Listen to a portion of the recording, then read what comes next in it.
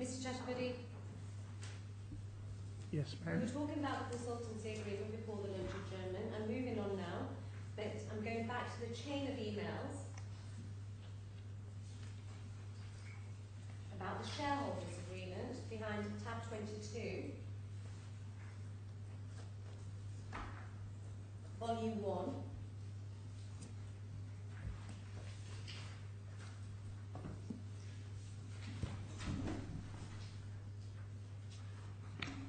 And we are now in June, page 166, the end of June, 26th of June. And it's the email at the bottom of the page from Paresh, bottom of 166, which is an email from P and Shara Associates to the claimant. Yes? Yeah.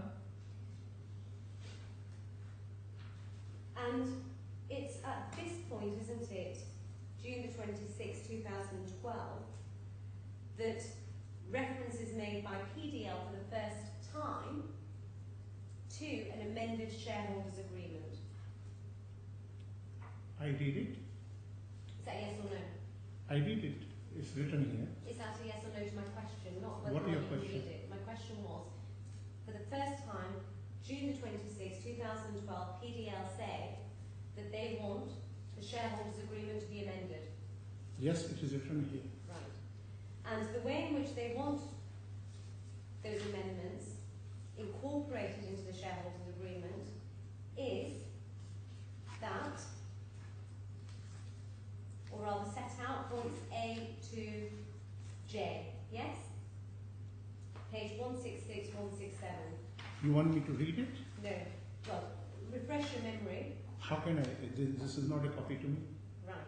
So, So what are you now? aware of this email? Yes or no? No. You've never seen this email before, have you not? I don't remember. Again, it's an email disclosed by the defendants. So is this the first time you're reading this email? Sat there. I don't remember. I'll request you one thing, because I look after global position. Everything which has been done by 20 people, you cannot my memory to that. Yes, Please. you also give me, Mr. I will Chatterjee, you're giving evidence on behalf of FTPL, so I have Yes. to put these questions to somebody, and Yeah. you've been nominated as that somebody. Right. So I will put the questions, and if you don't know, you say you don't know. I am. Are you aware that around about, well, you've answered the question that this was the first time amendments to the shareholders agreement was discussed. Are you aware of the nature of those amendments that PDL wanted in the amended shareholders agreement?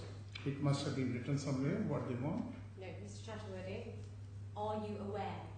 Do you know about the sorts of amendments PDEL wanted to make to the shareholders agreement? Definitely they could have written that if they could have asked for. Are you asking, are you aware today? Is that good, your timing? Well, firstly, were you aware at the time?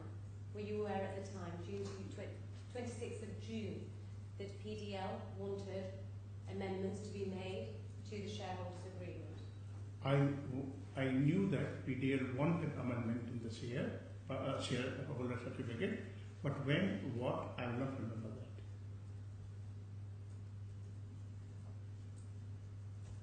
So you don't know when PDEL wanted Because I gave a policy decision that this is amendment has to be done, and how the chain of correspondence goes, I don't keep a track of that. No, okay. Let's take your answer in stages. You said you are aware that PDL wanted amendments to the shareholders agreement, yes? Yes. When did you first come to realise that PDEL wanted these amendments into I the said to you, I don't remember. Right. Are you aware of the sorts of amendments, the type of amendment, and the nature of the amendments that PDEL wanted to the shareholders agreement? They could have given in writing. It must be in writing. Okay. We have a reference point with the email at the bottom of 166. you have a look at this email, please.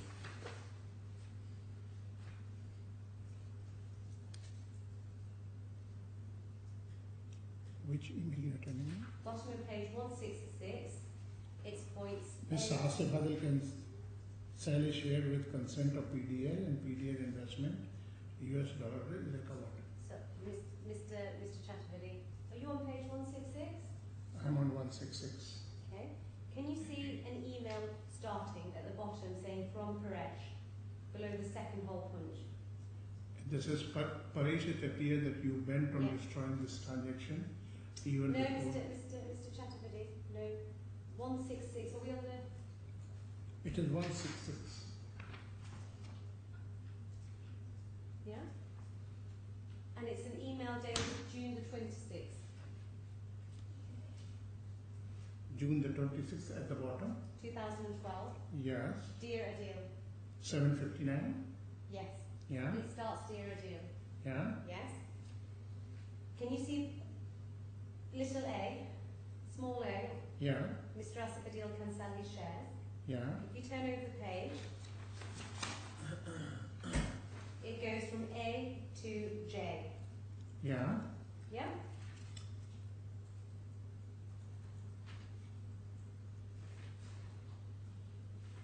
Have you seen this email before giving evidence today?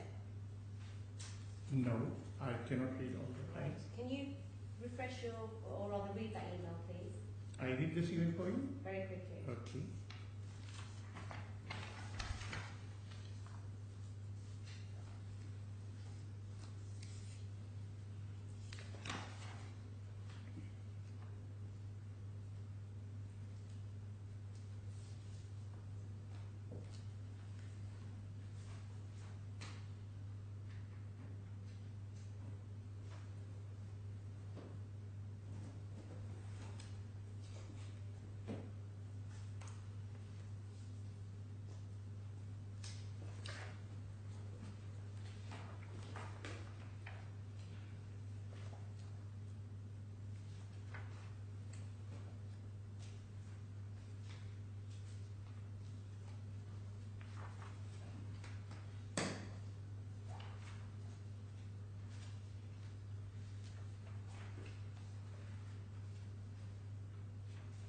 Yes. Yes.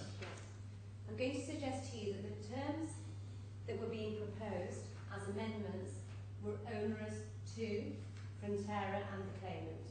Would you agree with that? Can you repeat? The terms that were being proposed by PDL to amend the shareholders' agreement Yes. were in fact onerous to Frontera and to the claimant, weren't they? Can you explain what is honors? Were to the claimant's detriment. Reading this, I don't see anything which is detrimental to claimant. Point A at 166 at the bottom. Yeah.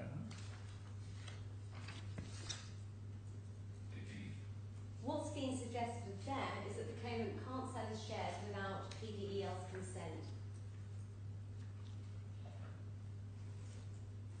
I can see this in if PDL agreement with consultancy agreement. What is written there? Can you just answer the question, Mr. Chaturvedi? I'm suggesting to you that... So there may be some reference in the agreement of PDL. Mr. Chaturvedi, have you read point A? I read it. Yes. Asif Adil One of the amendments... can sell with the consent of PDL and PDL investment US dollar 600 is required. Yeah. So what's being suggested, do you agree or disagree? What's being suggested is that the claimant can't sell his shares without the consent of PDL. Yes or no? That's what you are telling. No. What do you understand by reading that? Asif Adil can sell share with the consent of PDL. Yes. So he can't sell them without PDL's consent. You are right.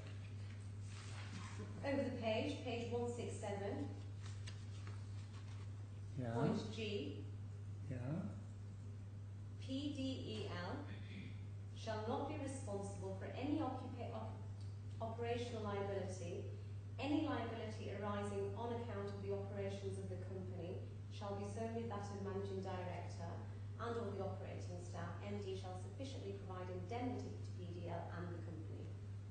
Yes? Yes. What's being suggested there as an amendment, is it not, that whilst PDEL would take the benefit or enjoy the benefit, the profits, they would do so without any liability whatsoever. As Do per you the, agree with that? it is the practice of the business. Right. I'm not asking you about the practice of the business. I'm asking you that that is what is being suggested, isn't it? That has been written in this. Right. And those terms are detrimental or would be detrimental to the claimant. No. And those amendments were being suggested after the shareholders' agreement had been signed off by the local partners and executed. Yes, because of that only the email has been sent. And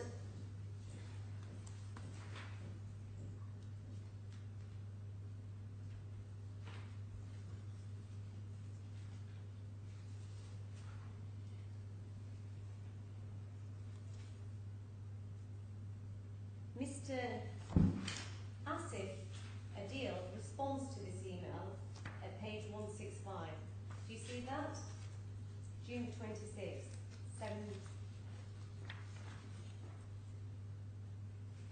7:34 p.m. That's Mr. Adil's response.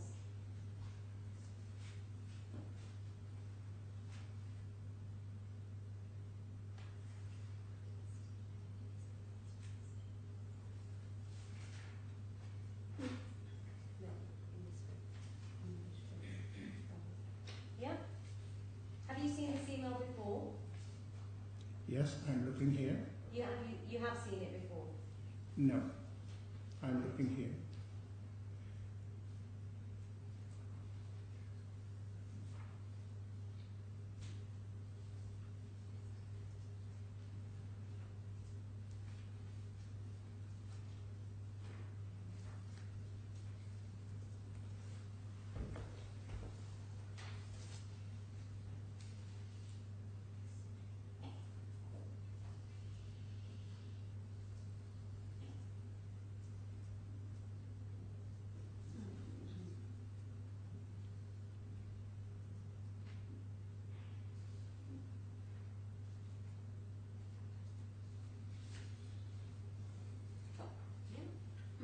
You've read it, Mr. Chatterjee? And his reply is, share certificate, as previously explained, can only come when PDL representative comes to Maputo with other shareholders to Please, register. which one you are referring now? I'm looking at the response, Mr. Asif Adil's response that you've just read. 165? 165. Asif Adil? Yes. I'm looking at point 1. This is a separate agreement. The bottom of the page. Asif Adil, 26th of June at 7:34 p.m. 20. At the bottom, I was assuming that that was the email that you were reading. 166.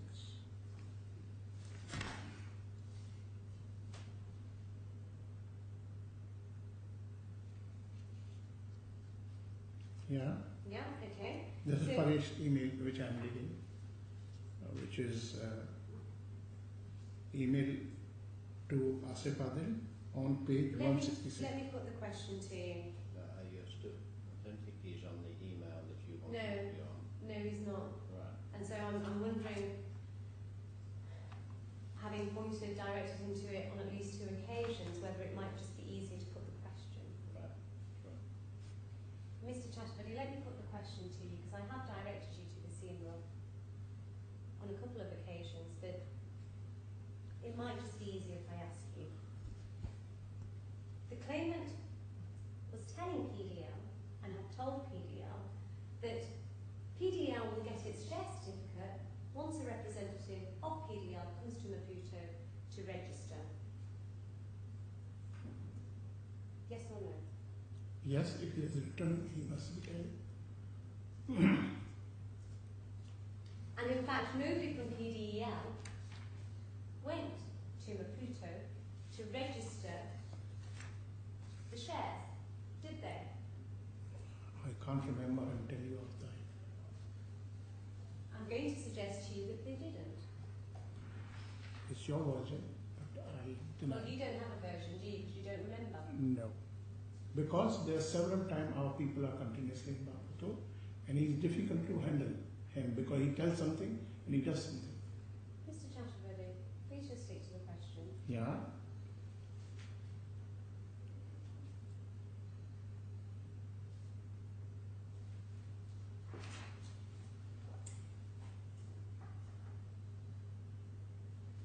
He also objects to the term being suggested that there ought to be no operational liability to PDEL. And he explains, doesn't he, that PDEL, if it is to be a shareholder and a director, all liabilities accruing to that position will be applicable. To That's what he PDL? tells PDL, yes. Yeah. No way PDL or any shareholder can take the liability of MD. It is all corporate governance and company law is Yeah, but everywhere. nobody's suggesting to take the MD's liability. What was being suggested was that nobody would take Fronterra's liability. That's what was being proposed by PDL, wasn't it? Yeah, because Frontera, they are not running day-to-day operations. So whomsoever running day-to-day operation has to take the liability. So let me get this straight. You wanted, if there was any profit to be derived from Frontera, you were happy to take that, but you didn't want any liability. But that's all over the world. The shareholder puts the money and main director runs the company. And main director takes all the responsibility and shareholder gets the dividend of that. And they don't take responsibility of day-to-day operation. This is company law and all other business practice all over the world. Shareholders are never prosecuted if they are not in management.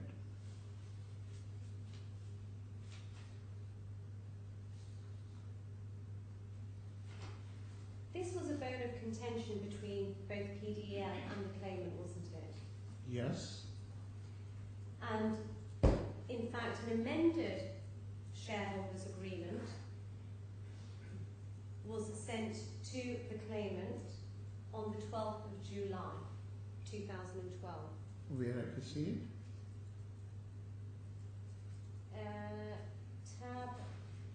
Tab 31, please.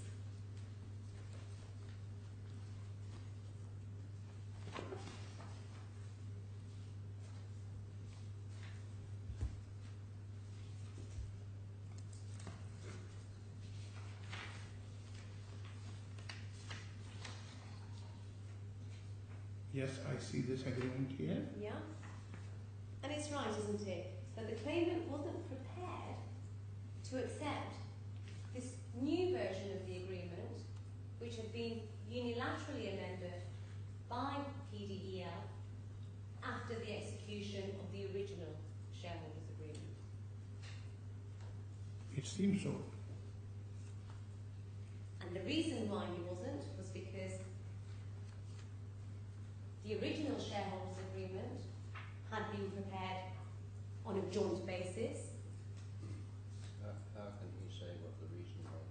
Okay, I'll move on. He doesn't know the Yes. state of mind. You may ask questions slightly differently in the same area, but not that one.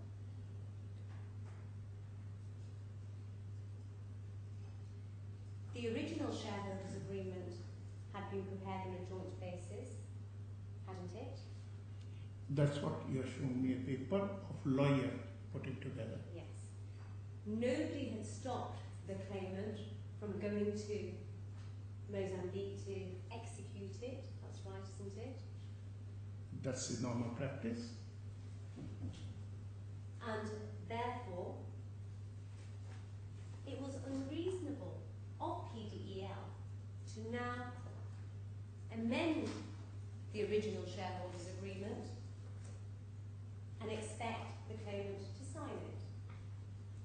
No, because there are enormous correspondence and verbal discussion on these subjects, and all the correspondence and subjects are available. There's no reference in your witness statement to these numerous verbal discussions and to the correspondence. You are referring my which clause?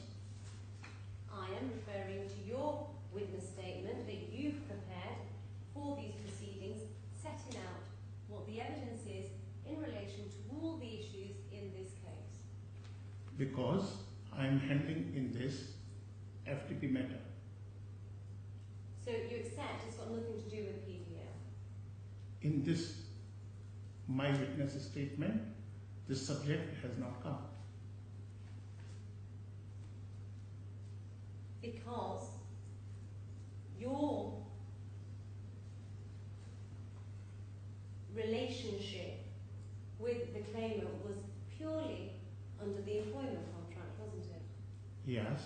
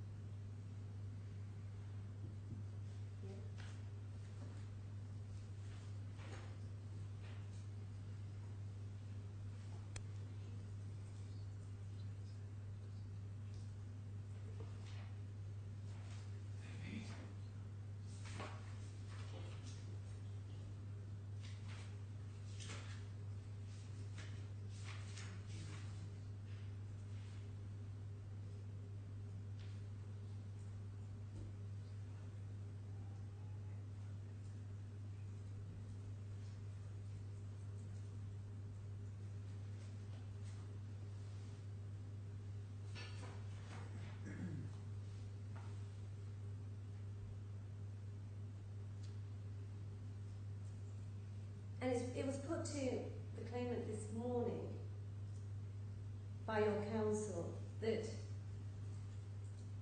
the contribution necessary by the shareholders into Frontera was 1.2 million US dollars. That's correct, isn't it? Yeah. And that contribution hasn't been made by PDEL, has it? It has been made 300,000 approximately for the machine payment and 300,000 on behalf of Mr. Adil, matching together, and this is the 50% of 1200, which is the investment. Right, let's take that in stages. The 300,000 you say for the, Around for the equipment. Yep. approximately. Okay, well we've dealt with that. And then you say 300,000 by the claimant. To claimant for his as consultancy equity participation, because he has an agreement with FTP, otherwise he has no relationship with PDL and Frontera. Right. He has only relationship comes through FTP with PDL and Frontera. So the second 300,000 you're talking about is the 300,000 paid by PDEL to the claimant under his consultancy agreement? No, as a contribution of equity as per the agreement of FTP. Right.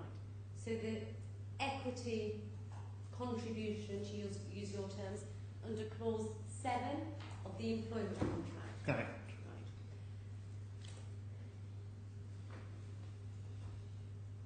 But that was his contribution to make under his employment contract, wasn't it? There are two contributions. Number one, FTP has to give him X amount decided by him on the percentage of each project till 5 lakh as per FDP clause number 7 from my group companies as equity contribution, and I have to match that money as my contribution. Because of that, PDL pay him 3 lakh as consultancy fees, but it's the contribution because of the relationship of FDP. Otherwise he cannot have two employment. He cannot give service because that is all written in FTT agreement. So 300,000 he gives that, and 300,000 is PDL contribution, which goes as my group contribution. So it matches 300,000 is at 300,000 mine. And because of that only he signs the agreement. Because of that only he gives the share. Otherwise there is no need of giving the share. And because of that he discusses everything and comes to that terms. Okay, let's take this in stages. This calculation that you've come up with today, the X amount of, there is no such calculation because it's a fixed figure of 500,000 under the clause 7 of his employment contract. In group companies, so it can be in several companies. It can be in several companies. You say you have to match that contribution. Absolutely right. And you say that you did that through... Even match and even give more, because somewhere he may take, like alcohol business, he was good with it, he said I'll take 50-50. Sugar business, he said I may take 10% equity because I don't know that business. Some business he can ask 5% equity. So that means if I am holding 100% that company, new company, I'll pay 95% and his contribution I'll put 5% in that. So I think you agree with me that you haven't paid the 1.2 million contribution towards Frontera. Both of us were not supposed to pay 1.2 million. Both of us, me and Asif Adil, as a joint promoter, were not supposed to pay 1.2 million. Both of us were supposed to pay 600,000, which is written in the agreement very clearly. And 600,000 has to be paid by local partners. The question that was put to Mr. Adil this morning was that contribution was 1.2 million by each shareholder. Are you saying that that's not right then? With respect, that was not what was put to him. I said the total contribution was 1.2 million. Okay, I stand corrected. So this was he decided. No, wait. There's a slight retreat and a start again. Again? No. Yes, Exactly, it's going to start again. I'm going to suggest to you that in fact PDEL failed to make the necessary contribution towards Frontera. Would you agree or disagree? It made the contribution to Frontera very much. We both were supposed to pay 600,000 as per the agreement. 600,000 was supposed to come from the local partner. 600,000, both of us, as per the consultancy agreement, were supposed to pay. Mr. Chaturvedi, just agree or disagree with these propositions. In August 2011, or by August 2011, the contribution, the total contribution, was 1.2 million towards Frontera. You agree with that? That's what is written in there. Between the period mid-2012 to 2013, the contribution had escalated to 2.4 million. Would you agree or disagree? That's what one of the point of disagreement. Because if you see my minutes of meeting, any escalation, any increase in cost, any is subject to accounting and subject to the permission from all the shareholders. You disagree that the costs had escalated? I did not disagree or agree. I said he has to put that. Mr. Chaturvedi. Ms. Secretary, please do not interrupt answers. I'm sorry, Mr. Chaturvedi, but the No, it's question okay. was... Thank you. The question was, Mr. Chaturvedi, please just agree or disagree. Do you agree or disagree that the costs of Frontera, of running Frontera, had escalated to 2.4 million from mid-2012 to 2013? That's what Mr. Asif is telling. So you disagree? Yes. And therefore, do you disagree that the costs from September 2014 to date have escalated further to 2.68 million? That's his version. Mr. Adil told you about the escalation in costs, didn't he? Yes, because that only the disputes are coming. Sorry? Yes, because of that is disputes are coming. So he did tell you. Can you recall when he told you? I cannot on high or high. He told you after August 2011, didn't he, that the costs had escalated? He talks whenever we have discussion. We meet. He's my MD, and we talk.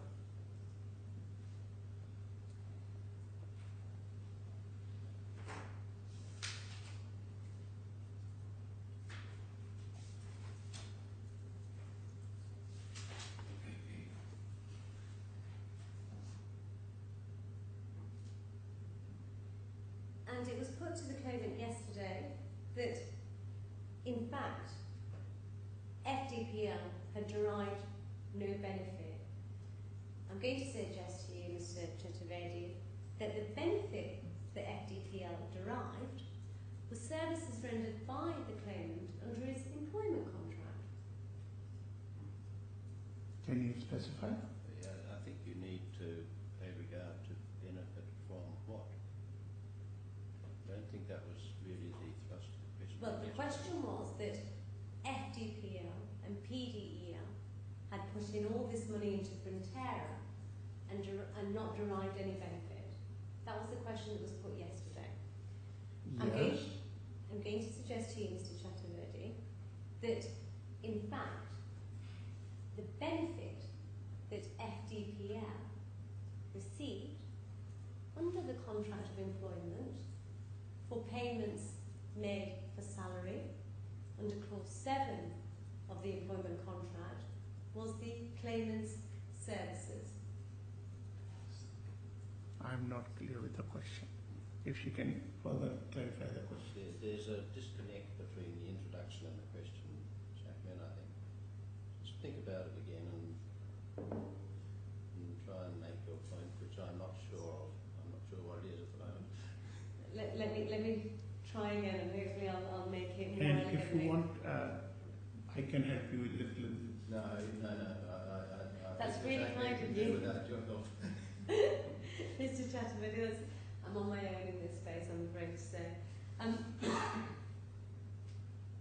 Your counsel, as I understood his question, asked Mr. Adil that he was paid all of this money. He was paid his salary, he was paid his equity contribution, he was paid money under the consultancy agreement, but yet there was no benefit derived. And I can only assume that he means benefit to FDPL. You have it entirely wrong, I think. I think you best drop this subject. It's a matter of the submissions in the end, isn't it? But my recollection of the questioning is very different from yours.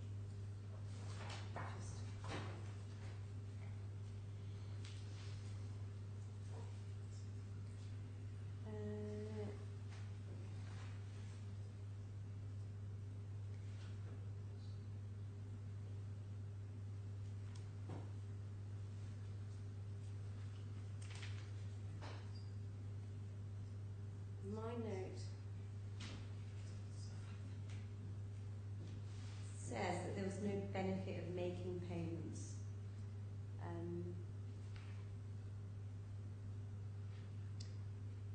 Because in the context of asking questions about the 300,000 proposed for various items, reason why payment from frontline made, and the question was put that there was no benefit of making these payments. Ms. Ahmed, you just decide what you want to do. I will not say any more. If you keep on asking the questions, then I'll leave it entirely to Mr. Zahar. To object. It's not my part to do so. I'm just trying to keep things on the rail. I hear your point, my lord, and I'll move on.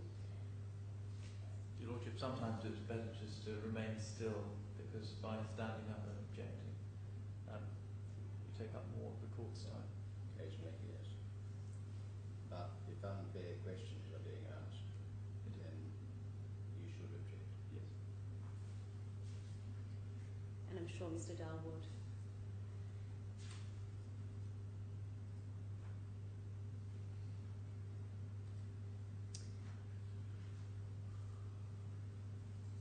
In terms of the claimant's employment,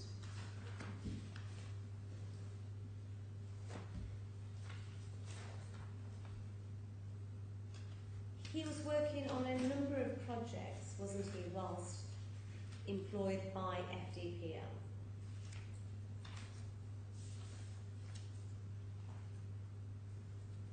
Yeah. And the projects that he was working on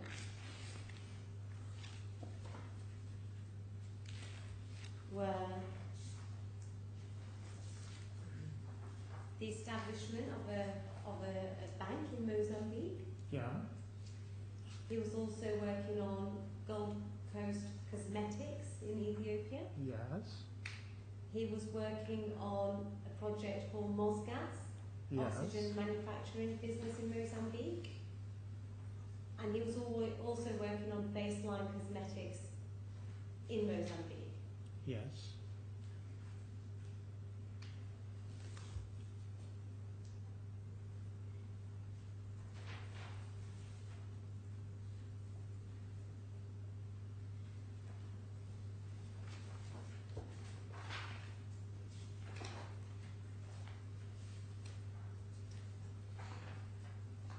Now, moving forward in the chronology,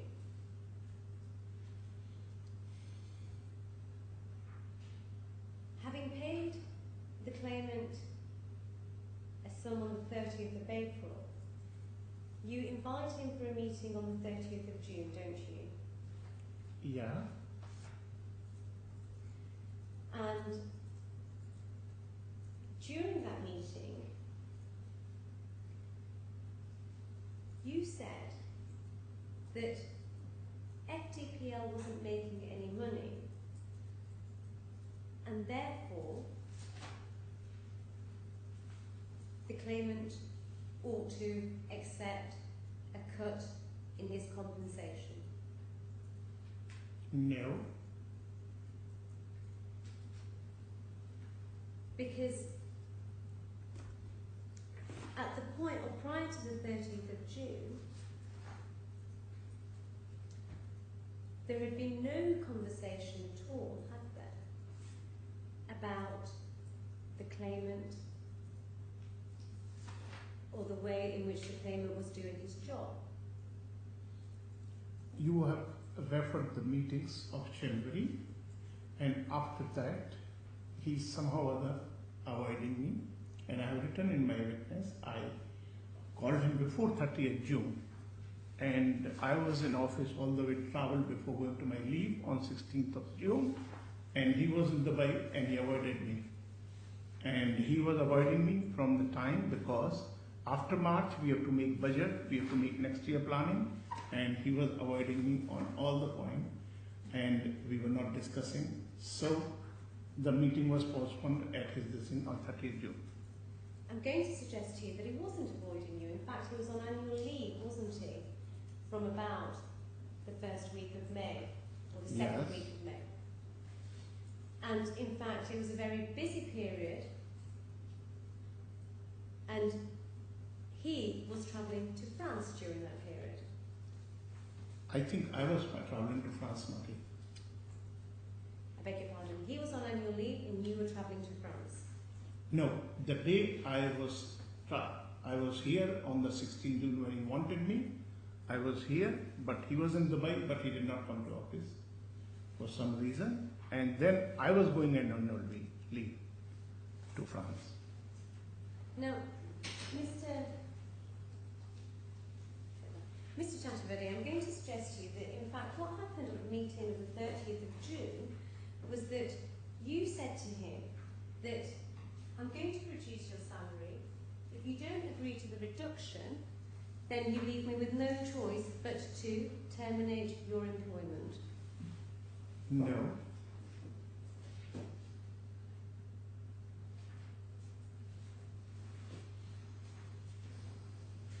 You did terminate his employment, didn't you?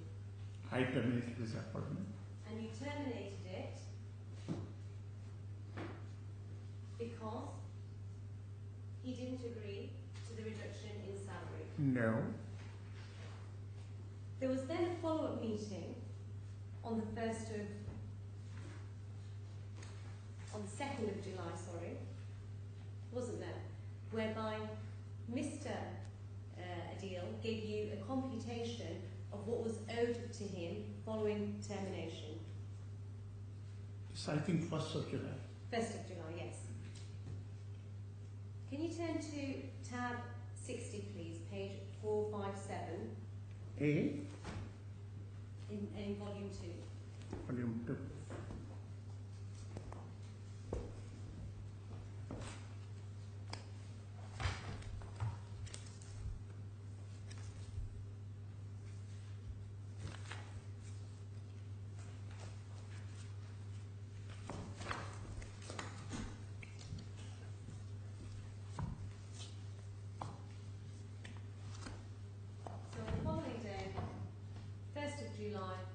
claimant meets with you and gives you this computation.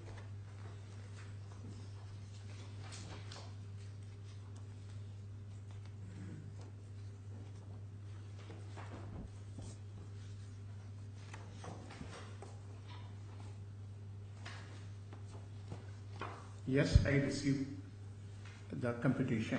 Yeah. I'm sorry, I have difficulty with the tab. What was it again? 60 please, 457. And page 46, 461. Sorry? Which page you are referring? But for some reason, that's tab 60 in mine. The tabs are even more out than usual. I'll try and That's bear all right. that in mind. Page 457?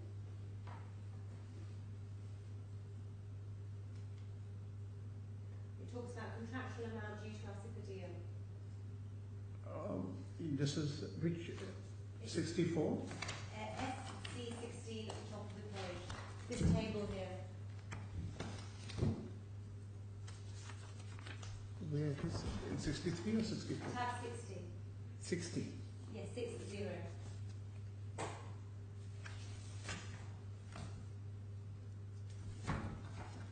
Yes.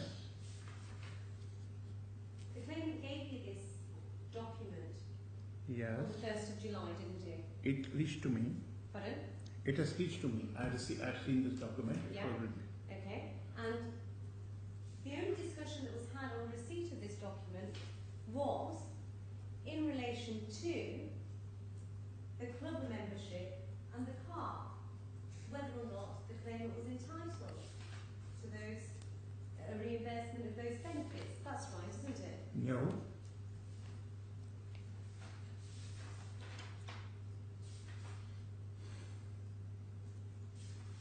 It was suggested yesterday by your counsel that the reason for the termination was twofold. Firstly, because there was no accounting of where the money had gone, where the payments had gone. That was the first reason. And the second reason was because there was no transfer of shares. Yes. Do you say that those are the reasons? No. I've noted down all the reasons in my witness No. statement. Can you tell me? I can read my witness statement. Mr. Wait. Chatterjee, you were at the meeting, you conducted the meeting.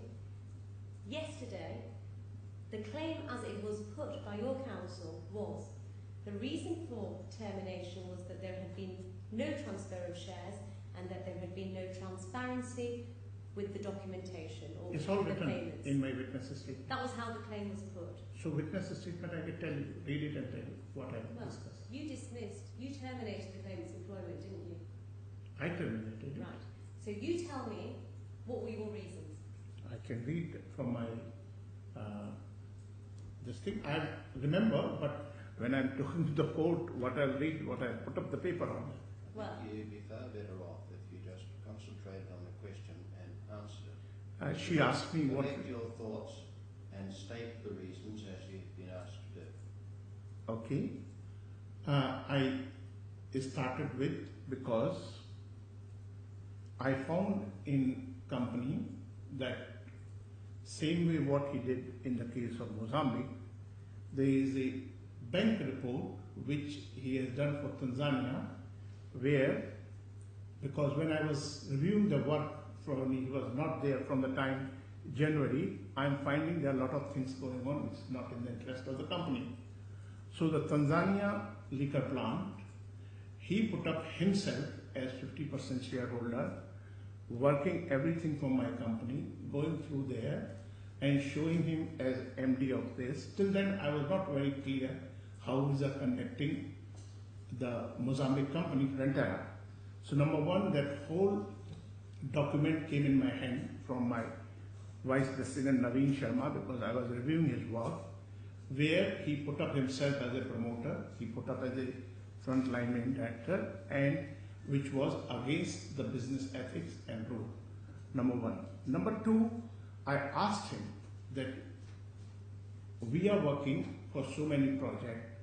You are giving only attention to Frontera because you are the shareholder of that. Other project we have spent so much money and frontline development partner is not getting any benefit. You are not giving plenty of time to different projects which we are developing, whether consultancy of FDPL or the other project onto this.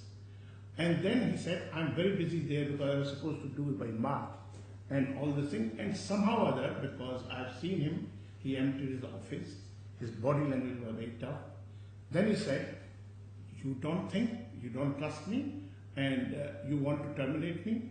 I said, if the behavior is like this way, then you have been terminated. Right. So let me just encapsulate what you've said. You've said the reasons were, number one, a bank report produced in Tanzania. That is one. Yes, whereby the claimant was promoting himself as a managing director. Correct. And taking 51% share. Right, so that's in his name. the first reason. And I said, like Mozambique. Right, but the reason was for the company in Tanzania, or the bank report in Tanzania. Bank report he submitted for the loan for Tanzania project, Lika project. The second reason you said is because he was giving more attention to Frontera. Yes? Yes. And not giving enough time to the project. Project to and FDPL. Frontera. Yeah. Correct. And the third reason you said was because he'd emptied the office. Yes, emptied the office, and the next, as I told you, this payment which Maheshwari brought to my notice, he has shown this as an incentive. This was not as per the terms of reference of the project, of the appointment letter. So the payment that Maheshwari Pointed out of which is shown in April as incentive. as an incentive, right? And not transferring the share of TDI to us. At the time you had your meeting on the 30th of June, you weren't aware that the claimant had emptied his office, were you? Yes, You were aware. because his cabin is next to my cabin.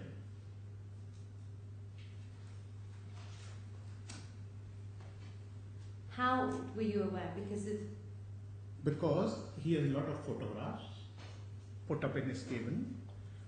He has a lot of things lying. So when I entered, when I was going, it is around something on 29th or 30th, when I was going to my office, I passed through his office. And his office was empty with all the photographs and everything, all the usual paper from his office. Can I ask you to turn to paragraph 33 of your witness statement, please?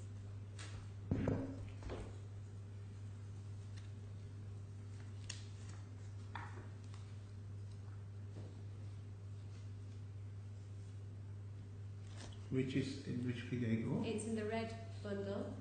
Here. Yes, the red one.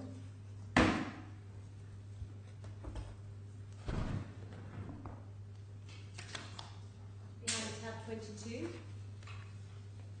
page 468. 22, page 4. 68.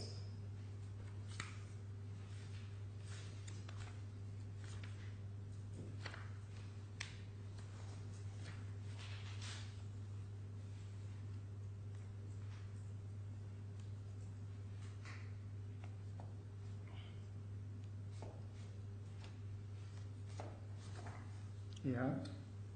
Paragraph 33. Yeah. So there are two issues I have with your evidence you've just given. What you have just said as being the reasons for termination of the claimant's employment, namely the Tanzania bank report, the not giving enough time for FDPL, the emptying of the office, and the incentive payment, that's completely different to what you have said in your witness statement. I said same thing. I said, you asked me second question, when do you feel he emptied his office? And I replied to your second question. No, the reasons. That I think the reasons for terminating the claimant's employment contract. The reasons you have given now are inconsistent. In fact, they are totally different to those given at paragraph 33 of your witness statement. No. The, The reason I rise is because the characterisation of them as totally different is not a fair question to ask. I think this one was a fair question. So, the second issue that I have with your evidence is what you now say are the reasons for termination. None of those were put ever. None of those were ever put to the claimant. It is in the correspondence because it is treated as the advance. Right. So till the time we don't get that this is incentive, how can we act on that? Well, let's go to the correspondence then. Can I ask you to turn to tab 61, please? It's an email at page 458. In the same, Volume 2. It's referenced SD30 on the top right hand side corner. you said 61? Yes. I'm hoping that that's going to be the correct tab. Volume 2, 61. Yeah. Page 458.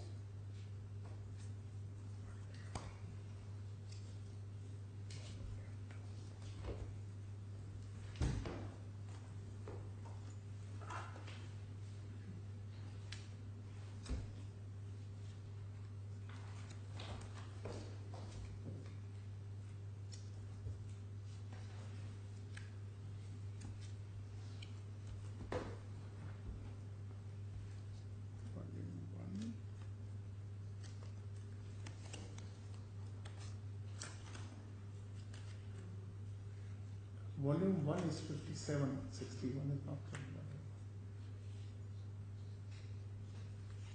Yeah, yeah. You're being asked to look at tab 61 in volume 1.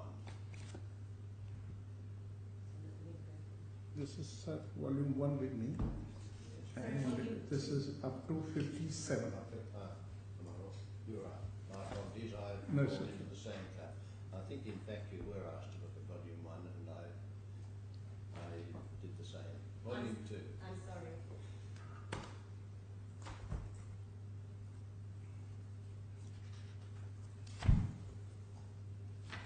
Tab 61. I think I might have said tab 61. Yeah, 61, I'm on it. And this is an email from the claimant to you about the conversation regarding termination from employment. Correct. And he tells you, doesn't he, that we met on the 30th of June, Yeah. where you informed me that I was terminated as managing director of FDP immediately. Yeah. I told you I accepted your termination, but it had to be in accordance with the employment contract, and there would be a termination payment due. I also told you that this would mean that our association in all of the proposed ventures would end, which you accepted. He asked me to give you the amount due on 4 p.m. July the 1st, 2013. We met again on July the 1st, 2013, where I handed you the attached one sheet stating that an amount of 687,333 was due to me, and asked that this amount be paid immediately, after which we can settle any accounts due to either of us from any of the proposed ventures. Yep. Yeah. You didn't respond to this email, did you, saying, well, hang on a minute, I terminated your employment as a managing director because of the bank report in Tanzania, because you're diverting all your attention to Brintera, because you exited the office, and because of the incentive payment to Mahesh Group.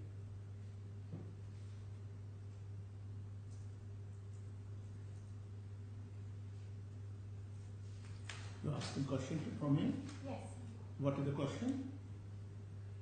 Question is, you didn't respond to this email in terms saying, look, your characterisation of the meeting is wrong, and actually what happened is that I terminated your employment because of the Tanzania bank report, because of diverting attention to Conterra, because of emptying the office, and because of the mischaracterisation of the incentive payments? There was no need, because that he has all mentioned that he has been terminated, and he told me when he submitted the paper, my lawyers will give me the reply. So my lawyers will handle the case. So I said, fine. Then it happens that because when at such a highest level the dialogue is broken, then it's the question of each other's company's position and which we were doing on that. Yeah, So he was terminated on 30th June. After that, it's all correspondence. Right. It is about the company's position, and you didn't put your company's position, did you? That what you are saying is wrong. I also told you that this would mean that our association and all of the proposed ventures would end, and I handed you the sheet which was due to me, and now ask that this amount be paid immediately.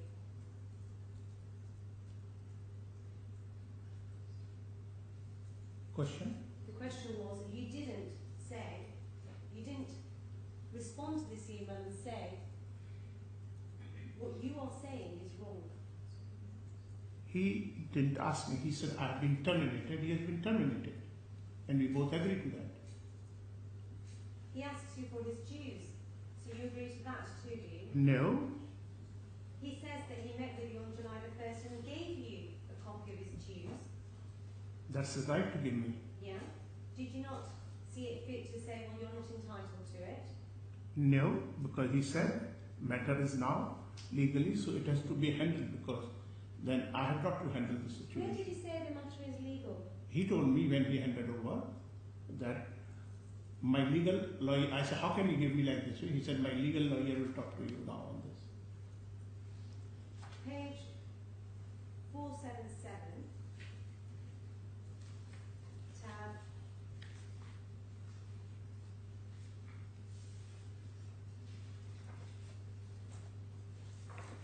sorry, I beg your pardon. Let me get my reference correct. Zach, I shouldn't intervene in this way, but I think I will. I think that's causing the witness a bit of difficulty when you're got your back half turned to him as you refer to those papers. I wonder if you could reorganise yourself. Yes. I think it might help matters. Yes.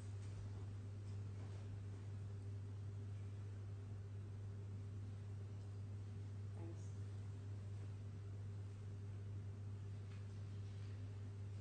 Tab 62, please. Hopefully that will be page 460.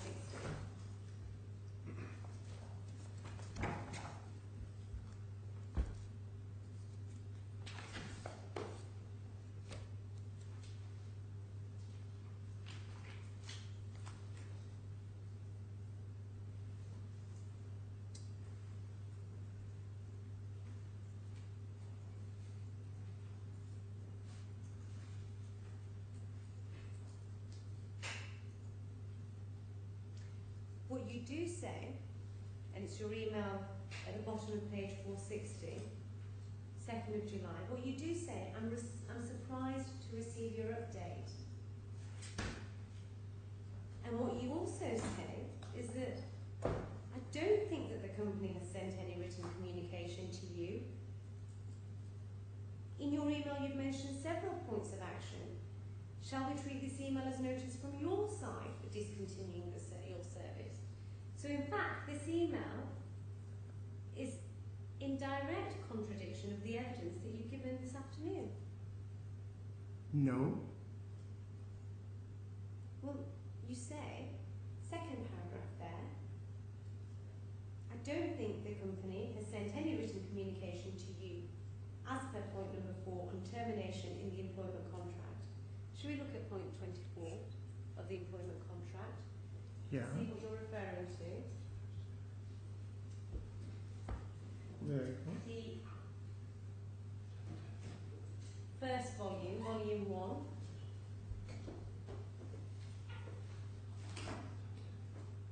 Tab 10.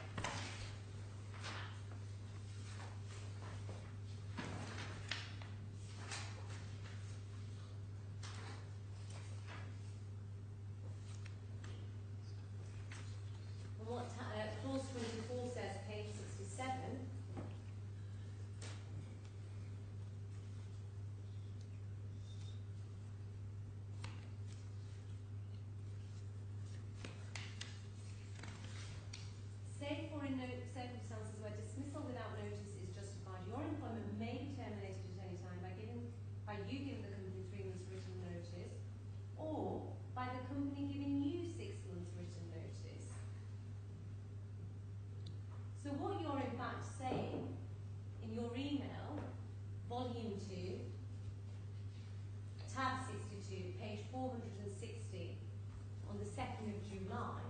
Volume 2, 62. Yes? Yeah. What you are in fact saying is that there's been no written notice from the company's side, and therefore I'm surprised you're talking about termination because there is no termination. Because it is not a written termination, it's a verbal termination.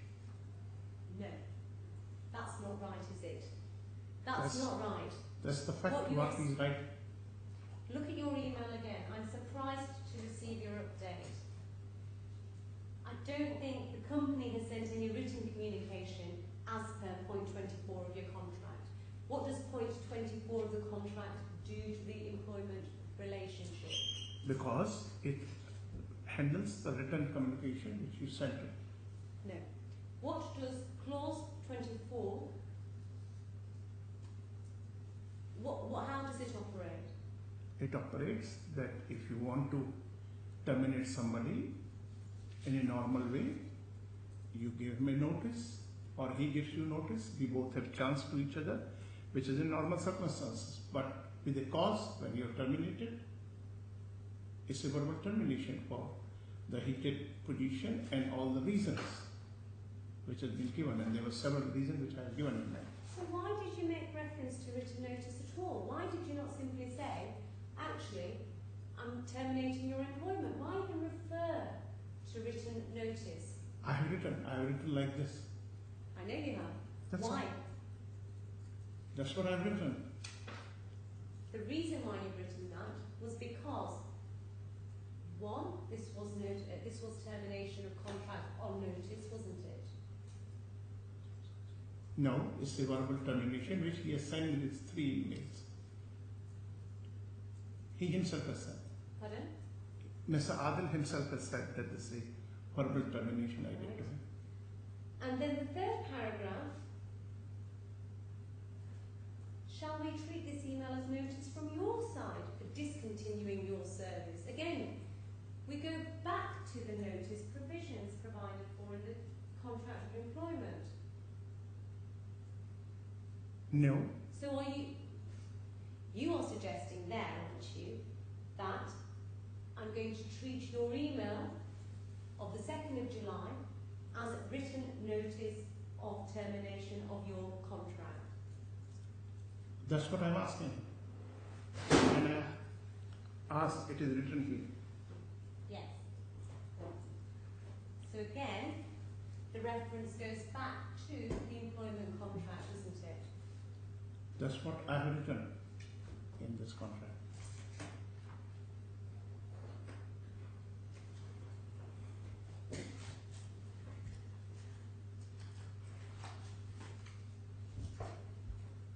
Can I ask you to turn to page 461, please, and it's tab 63.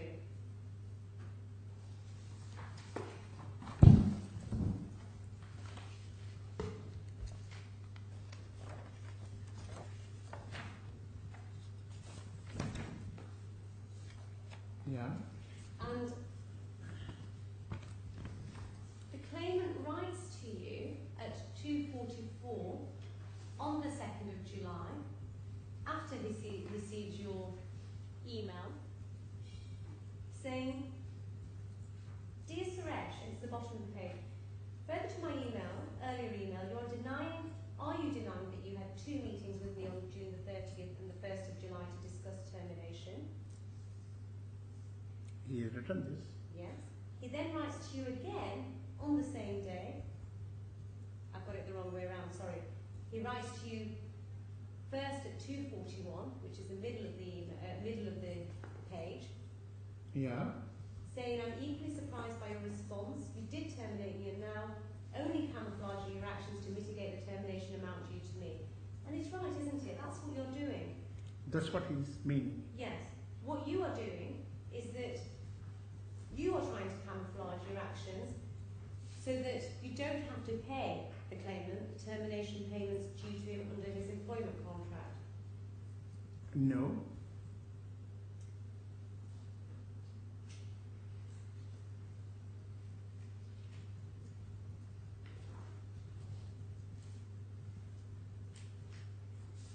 If we can then go back to page 460, tab 62.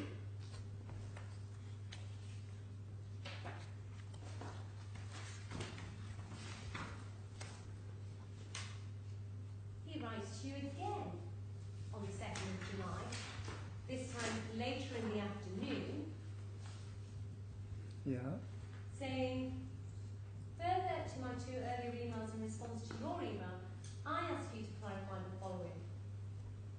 If, as you claim that you have not terminated me and I state that I have not resigned, then are you requesting I serve out the entire term of my employment contract, which I was doing and ready to do until you terminated me? Yeah? Yeah. This you are talking of 12:53 on 2nd July? I'm talking at page 460, 2nd of July, 4:39. 4:39. This is 4:39. Further to my 2 earlier email, I respond email. Clarify following address that claim So- that you have not terminated.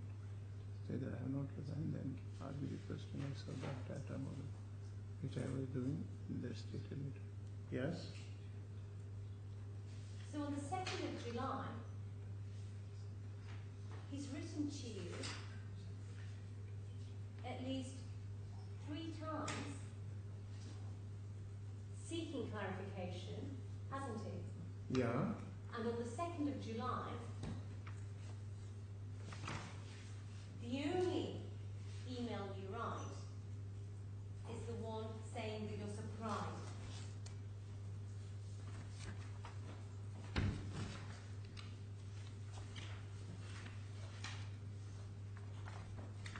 In the same? On the 2nd of July. On 460 page? Same? Yes, At that's the only email you write. 12:53? And you don't give him any clarity, do you, as to whether he is terminated or not terminated? Because he himself has put up in all the email that he has been terminated. No.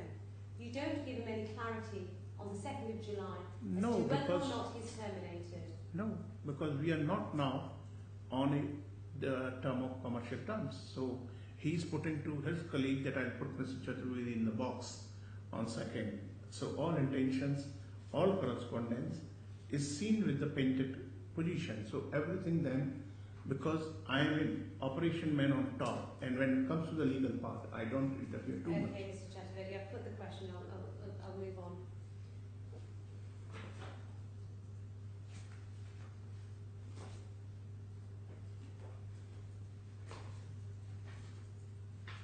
Tab 65,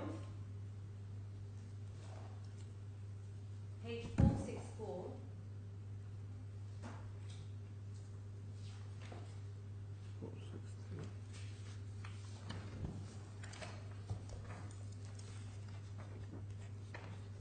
Sorry, page 463.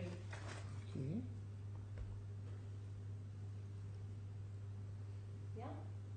Yeah. So, we've already seen the email at the top of the page. It's one of the July 2nd emails. Of 610? Yes, we've already seen that. So the next email then is the July 4th email, which is halfway down the page. Yeah? And he writes to you again. In pursuance of my earlier 2 emails, dated 2nd of July, you have failed to respond whether you have already terminated my services or you want to serve out my entire contractual term of employment. I await your response and clear clarification. Yeah, I'm reading it. Yeah? You don't respond to him with any clarity whatsoever. No, On the- because he said he on had been the 4th terminated. of July, about whether or not you have already terminated his employment. He himself is telling why I have to approve that.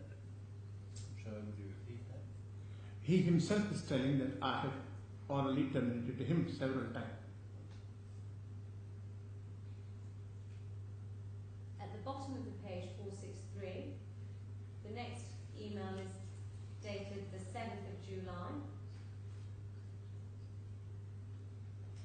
Dear Suresh, Yes, Come you've on. now failed to respond for over a week to 2 questions. Do you continue to deny that you orally terminated me? I'm asking to compare termination amounts. And 2, whether or not you want me to serve out the entire period of my employment. I You see the those there? email. Yeah. Your failure to answer your emails precludes you from claiming that Mr. O'Dean has not informed anyone in the office. Since I have done so and that 2 directly to you.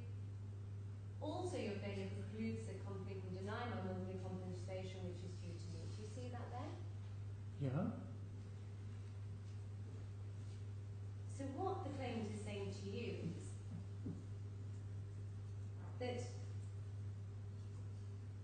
give me clarity on whether or not I'm terminated already. And if you don't, then I'm entitled to my salary. That's what he's saying to you, isn't it? I have made my point clear several times that Mr. Chaturvedi, I'm asking you in relation to this particular email. Mr. Adil has mentioned every time that I have been orally terminated, so I have not to explain to him. So you've not, is that why To you've not explain. responded? Yeah. Right. Well, you do respond on the next day. You respond on the 8th of July. Yeah. And what you say is not what one would expect to say under these circumstances, but what you say is that I don't have I think time. you can do without that introduction. I've received your emails due to other pressing matters. Please, you withdraw that question. Oh, I beg your pardon, sorry. Yes, I withdraw that comment. The email, I'm referring to the email of the 8th of July, 4:20 p.m. And what in fact you say is, Mr. O'Dean, I've received your mails due to other pressing matters I could not reply. I've already replied to you on the 2nd of July. If anything will be added, I will reply on the 10th of July. Yeah. Now, let's just consider that response. If you had terminated the claimant's employment for cause, for the 4 reasons that you gave earlier, then you would have said on the 8th of July, having been pressed on several occasions by the claimant to give him clarity, that FDPL has terminated the claimant's employment for cause. But you don't, do you? I wrote what I think of. You think of, but what I wrote, what I think of. And you think of that because the claimant's employment had not been terminated for cause. Because it has been terminated for cause, as I mentioned earlier. Where do you mention it? So far, up to the 8th of July, the claimant has sent you 6 or 7 emails. Where do you say in any of these emails you've been terminated for cause? Otherwise, for salary discussion, nobody terminates anybody. No, that's not what I'm asking you. I'm asking you, after the claimant has sent you nearly 7 or 8 emails, where have you said you are terminated for cause? I said that after 2nd July, 1st July, the way he handled with me, which was very shocking for me, because up to now, always he was very nice to me and he was very, very rough to my people on I first think you're day. answering the question.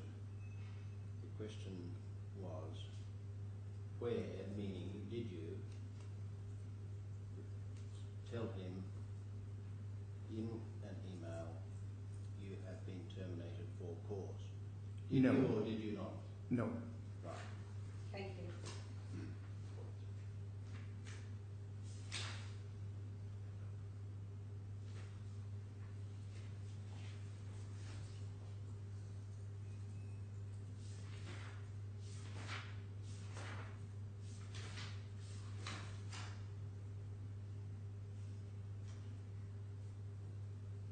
Then we get to July 10, which is page 469, tab 69.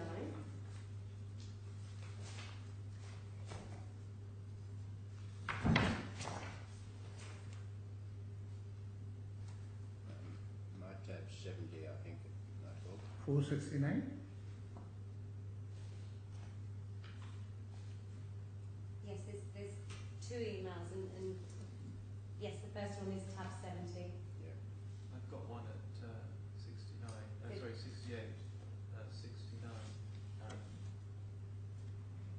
it's tab 70, and it's the Have you got tab 70 there, Mr. Jetterberg? Tab It's 70. Come on, have you got Mr. it? Chatterjee? Yeah, Hi. Have you got tab 70? 70, that's what I'm asking, 70. 70 I have on Yes. July 10th at 8:43. Yes, that's the one. Yeah,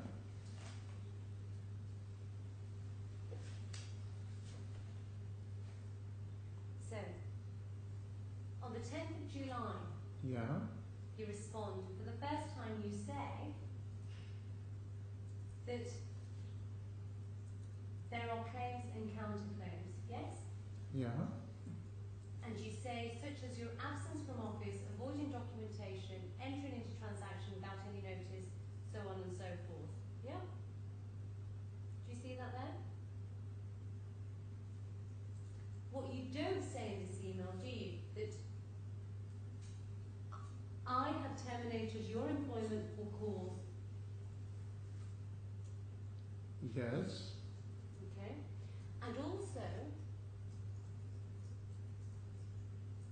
the claims, if I may add, yeah, the absence from office, avoiding documentation, entering into transaction without any notice. They have no relevance or do not correspond with the reasons that you gave earlier today in your oral evidence as to why you terminated the claimant's employment. this is what all connected to that. If you read this transaction is incentive transaction and documentation, how you keep the documentation is all related to what I said. This is what is the email. Now, your claimant, your counsel asked the claimant the question that at this point there was a dispute because the word dispute has been used in the second paragraph. Do you see that? Yeah. No. However, I thought on a email lifetime it was around a dispute kind of there, interlinked to each other. Okay. At this stage, these were issues, were they not? Under a contract of employment. No, it was a issue of my interest because I invested a huge amount in Frontline Development Partner. He was already working with my projects, and my all $3 million which I was spent on him as a salary, as his equity grant, money put up in other projects was jeopardizing because he was terminated from FTP. So he asked me the question, am I being terminated, discontinue business of the group? So I said, that's the matter which has been related to all other matter which was other than FTP. So if I'm to understand your answer correctly, this had nothing to do with the employment contract between FDPL and the claimant. Is that what Yeah. the evidence is? FTP contract finishes on 30th of June, and what we are talking of other investment which I have done in different projects which was getting jeopardized if he goes out of it. But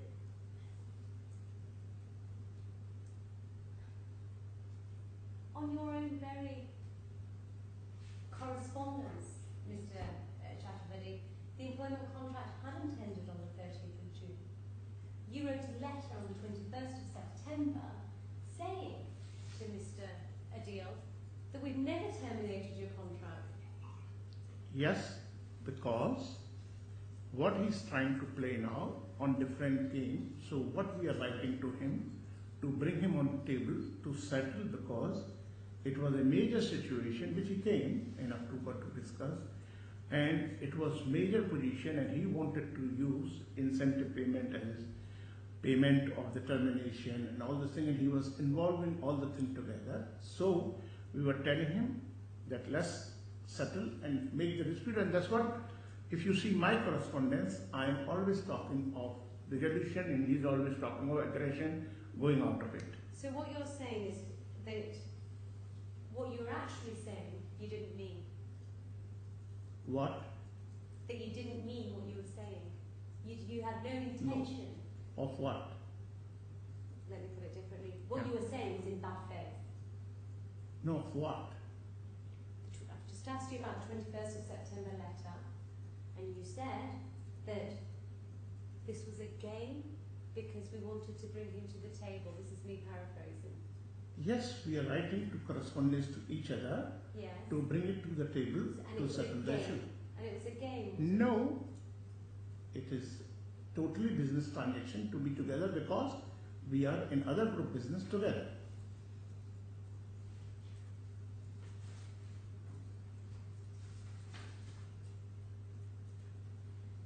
Page 469.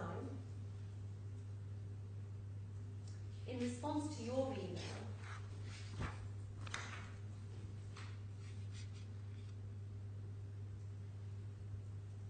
the claimant asks you again at 5:28 that you're obfuscating the two questions. You're not replying. They're very simple questions. Did you already terminate on June 30th? Do you want me, in case you have not terminated me, to serve out the entire contractual term? I look forward to your answer on these straightforward questions. And these are straightforward questions, aren't they? Because he has already No, replied no, that he has Mr. been. Jafferty. Oh, sorry. Yes or no? These are straightforward questions.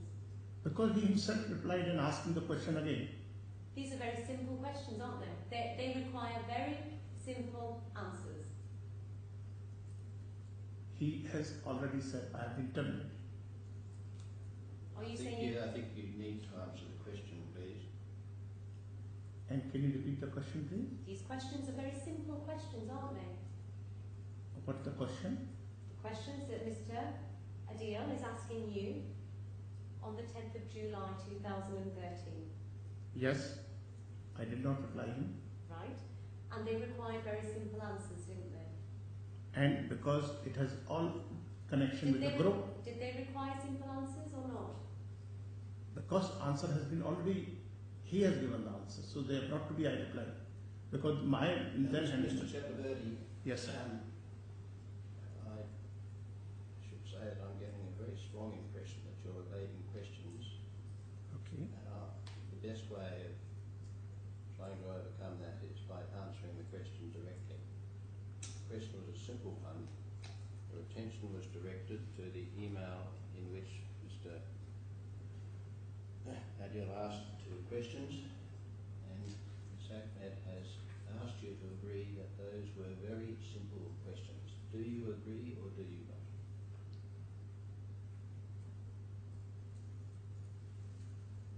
Did you already terminate me? Yes, but I did not reply him. The questions he's asking, I did not reply him. I did not reply his email. That's my answer. Yes, we know that. I'm going to put the question one last time. Do you agree that the questions that Mr. Adil is asking, and you can look at page 469, these are the questions that Mr. Adil is asking. Yeah. Do you agree that these are simple questions? These are the questions. It could be simple for somebody, or if somebody knows the case, it could be complicated for him. But these are questions. Were they complicated for you? Yes. Were they complicated because you, in fact, didn't terminate him for cause? No. Were they complicated because you couldn't come up with a good enough reason to avoid paying the claimant his dues? No. Can I ask you to turn to tab 71, please?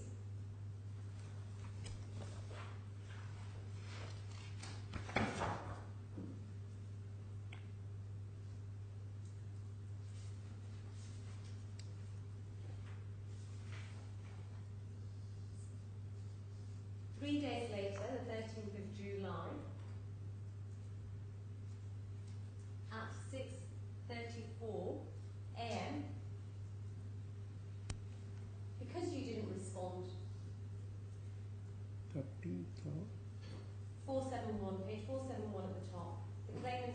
again.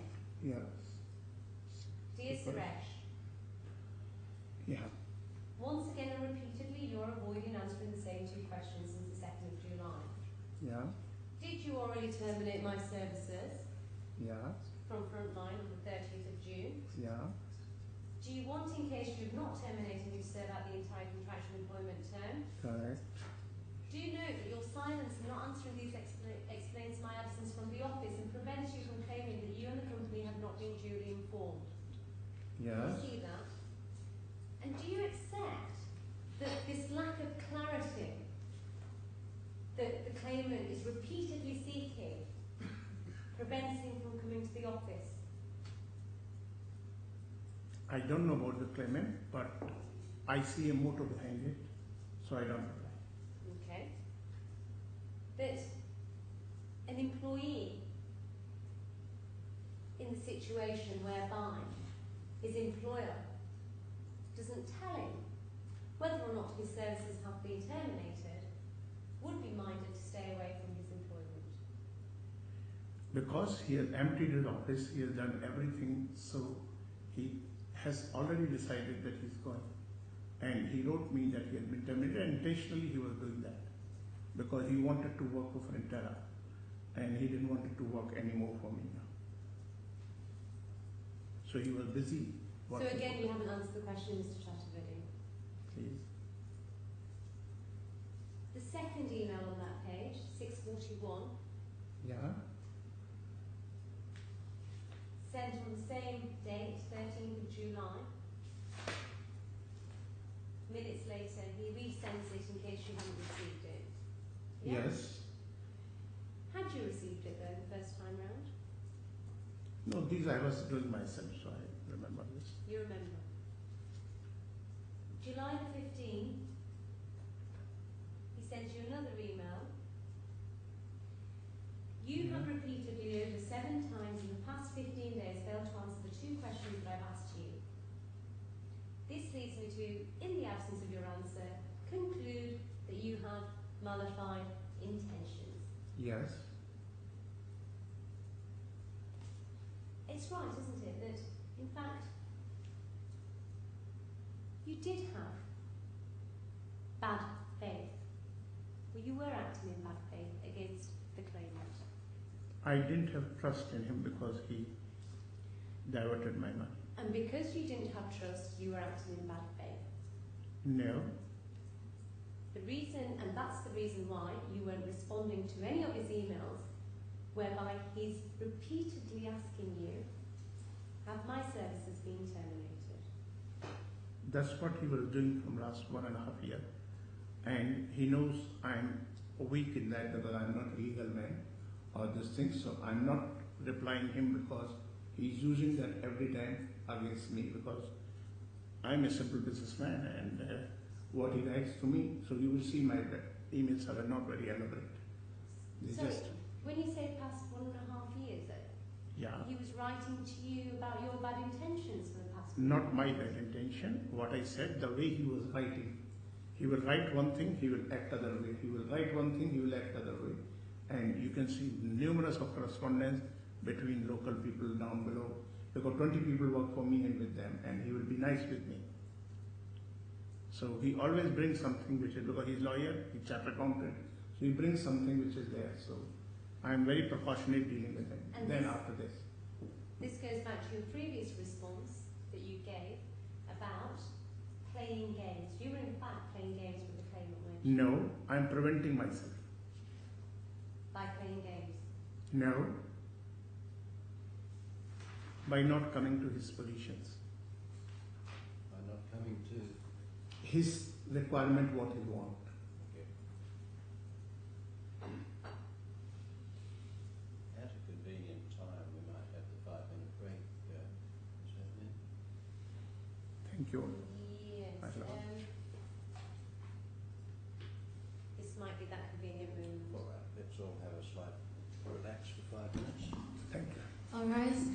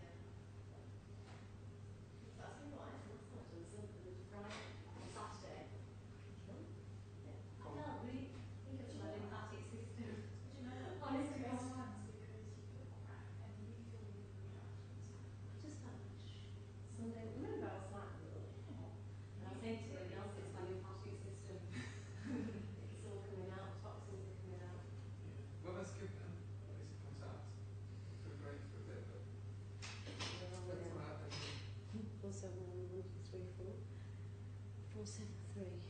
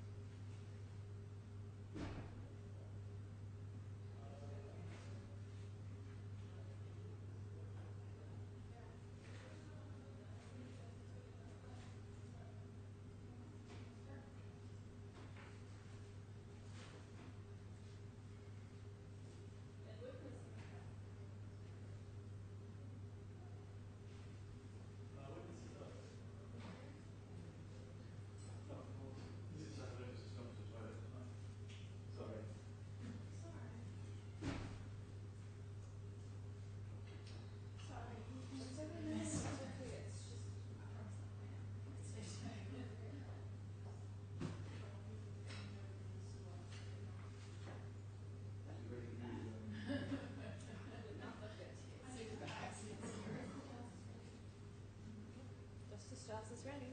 Yes, we are. Witness is not here.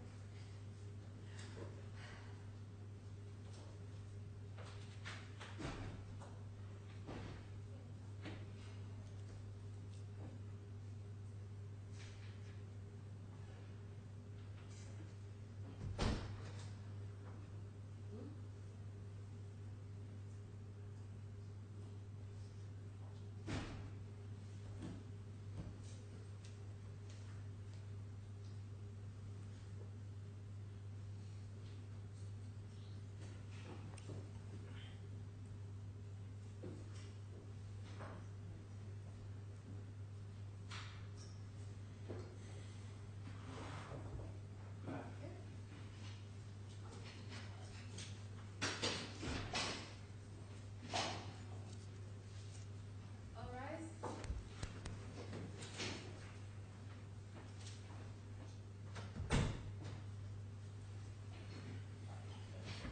I suggest that we go to about 5:15 and take stock at that point. Yes. Is that all right? Yes. Very well. Yes, thank you.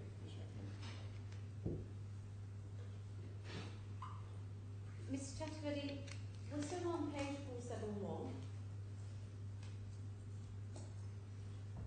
In tab 71? Yes, tab 71, page 471. Yes.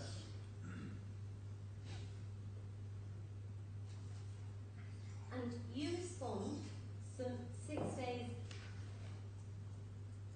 following the claimant's July 15 email. Yeah.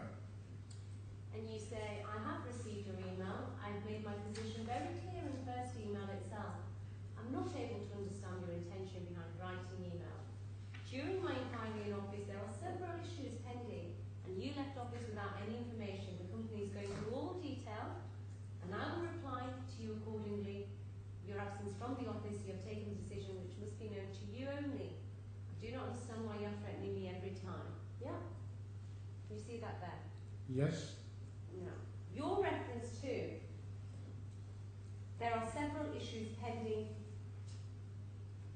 means, doesn't it, that at that point in time, you actually had no reason for terminating the claimant's employment. Yes or no?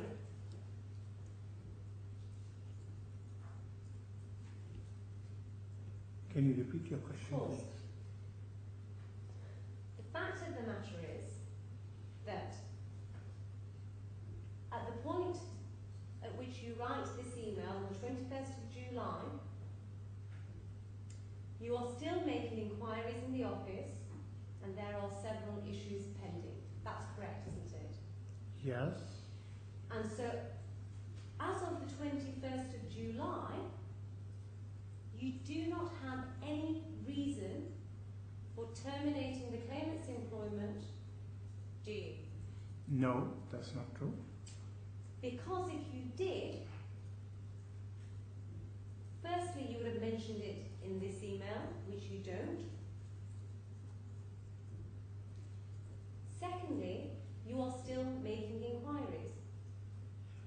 Because if a MD leaves the company high and dry on that day, there are several papers, document, computers which are there with him, and those several issues are with that related.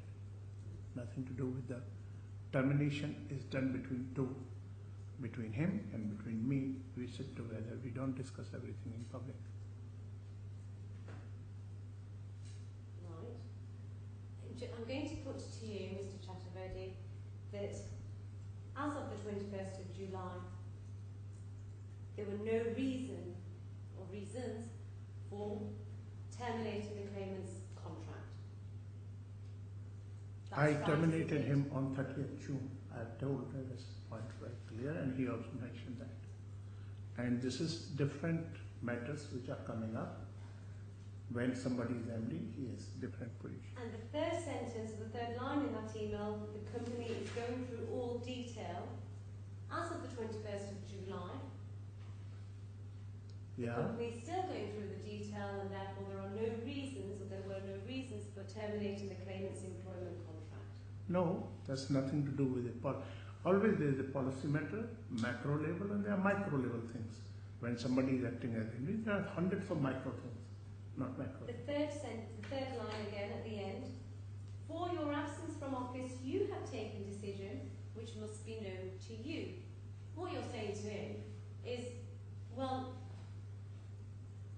only you can know why you are absent from the office. That's what that sentence means, doesn't it? Yeah. Yeah. And so that goes back to my suggestion to you that you hadn't terminated him for cause because you expected him to be at the office working out his notice period.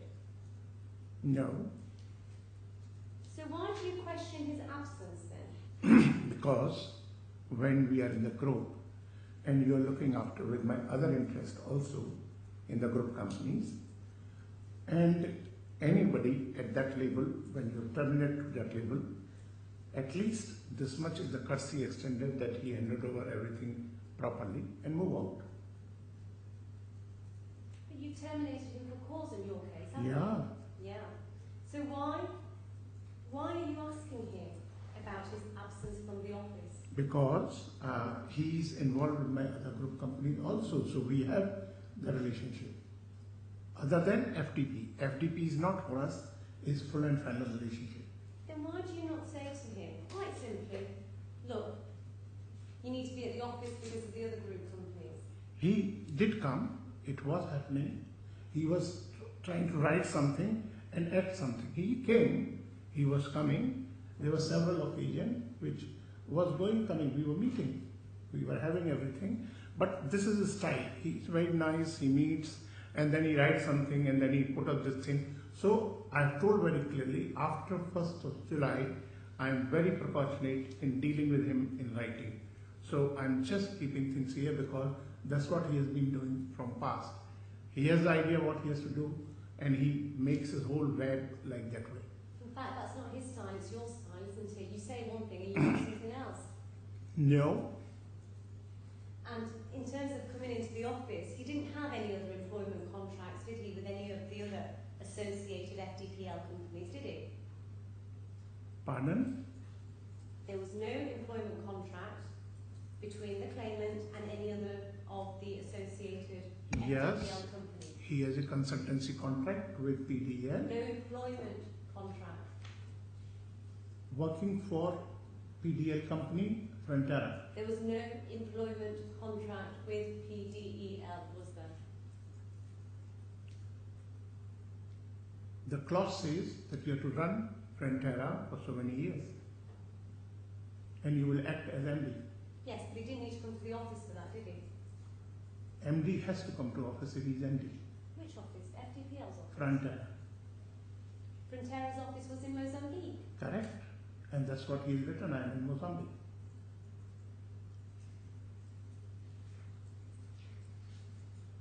So you're saying that you're content with the claimant being at the office in Mozambique? He is in Mozambique in Frontier office that And he you were has happy mentioned. with that? That's what he has chosen to be with that You company. were happy with that? No, I wanted, that's what he was been terminated from here because he was not giving attention to any other project than Frontier.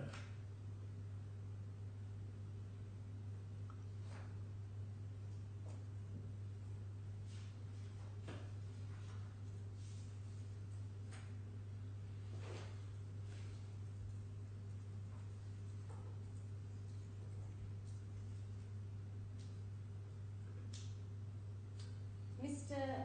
Adil responds to your email, page 473, behind tab 72.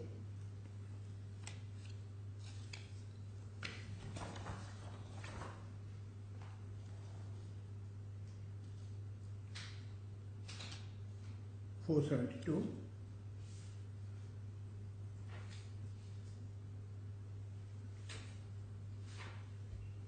Sorry, I beg your pardon.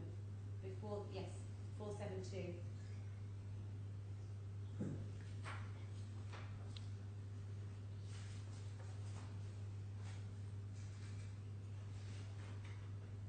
On the 19th of July, Mr. D'Souza Yeah,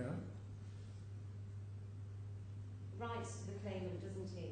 And he Yeah. wants to visit the factory in Mozambique. absolutely right.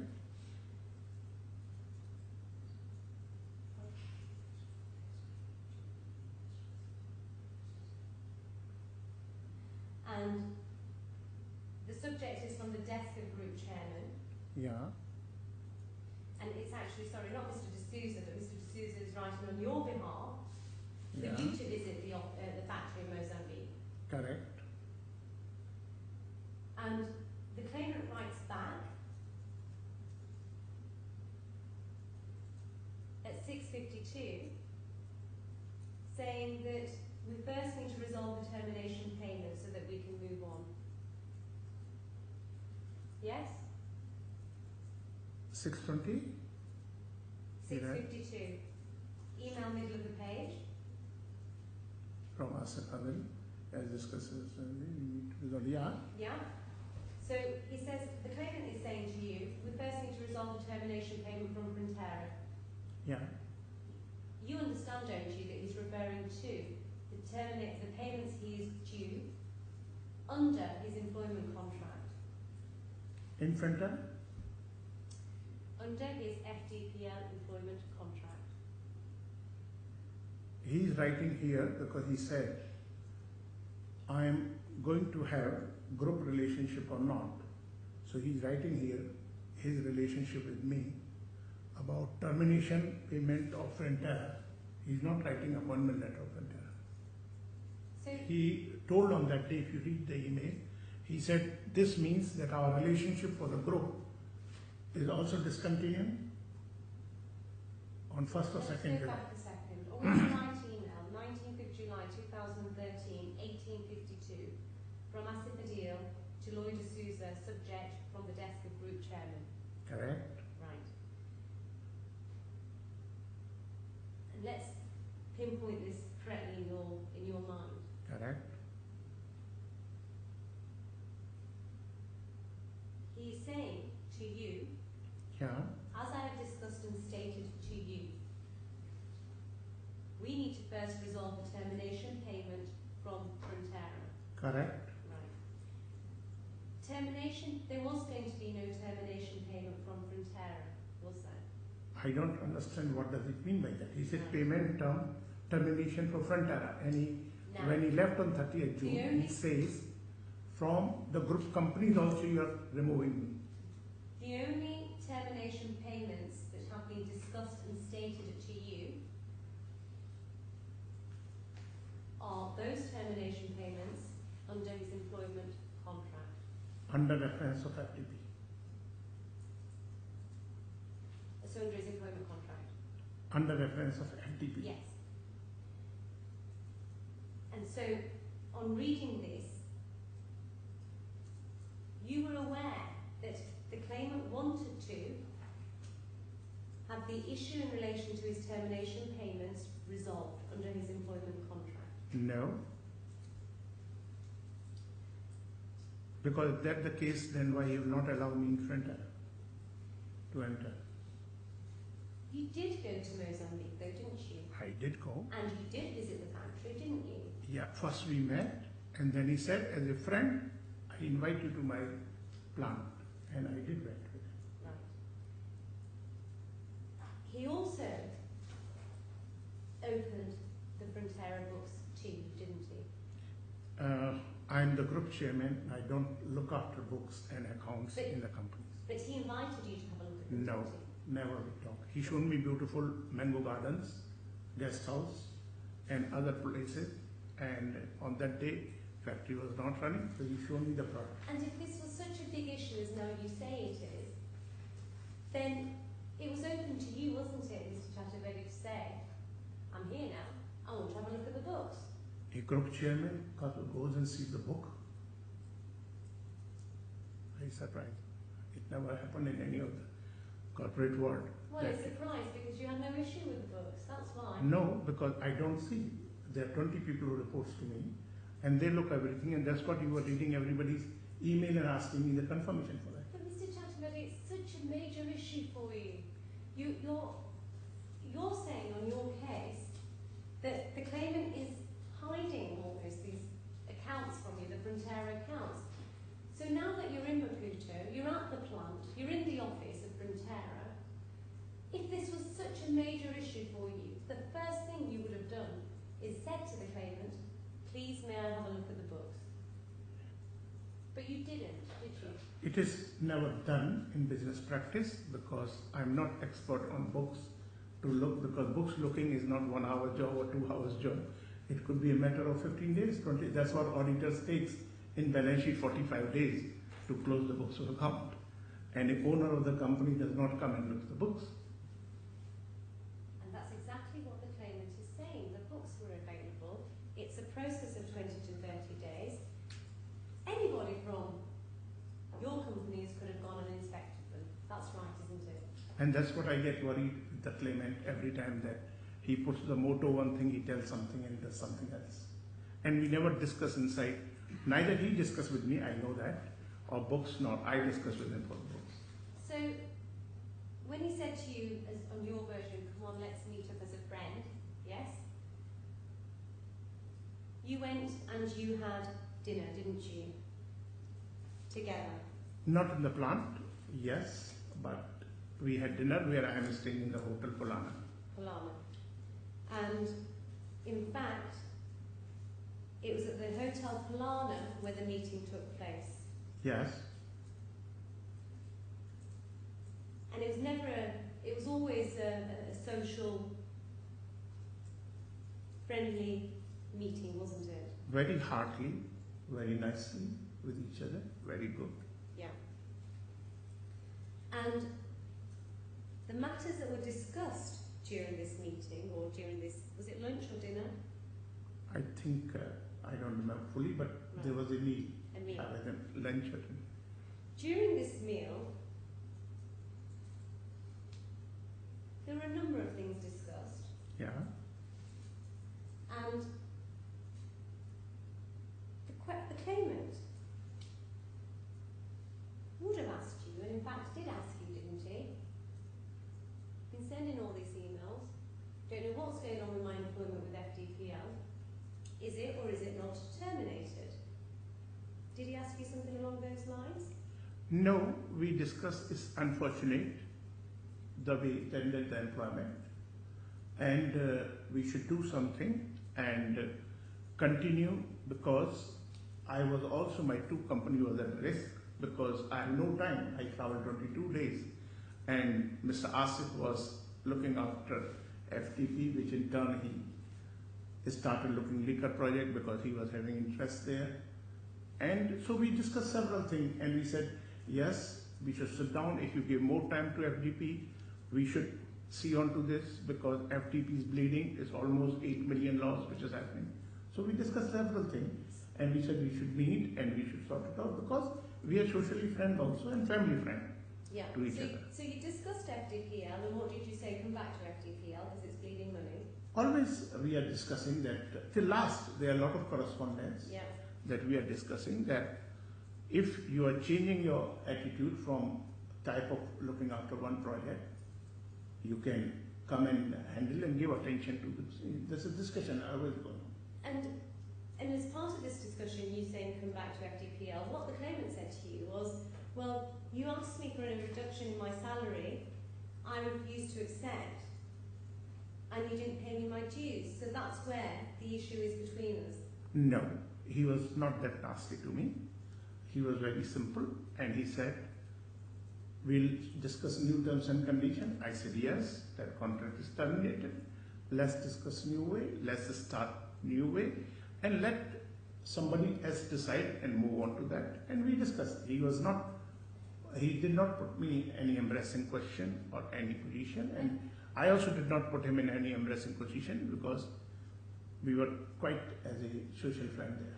And Mr. Chaturvedi, on numerous occasions today, you've said that you don't remember things. Is it the case that actually you don't remember this conversation either? You asked me till now because you have shown me all the emails which were neither marked to me or nor it was this thing at very junior level, micro level working, which I said I don't remember, but he's my friend. When I meet him, I do remember. And not exactly what, but I do remember. And in fact, in the context of you saying, come back to FDPL, what you also said was, look, and in the context of being friends, you said, I didn't want to terminate your employment. I'm not upset with you in any way. Why didn't you come back to FDPL? It was a discussion. It was not monologue that I was telling him and he was hearing.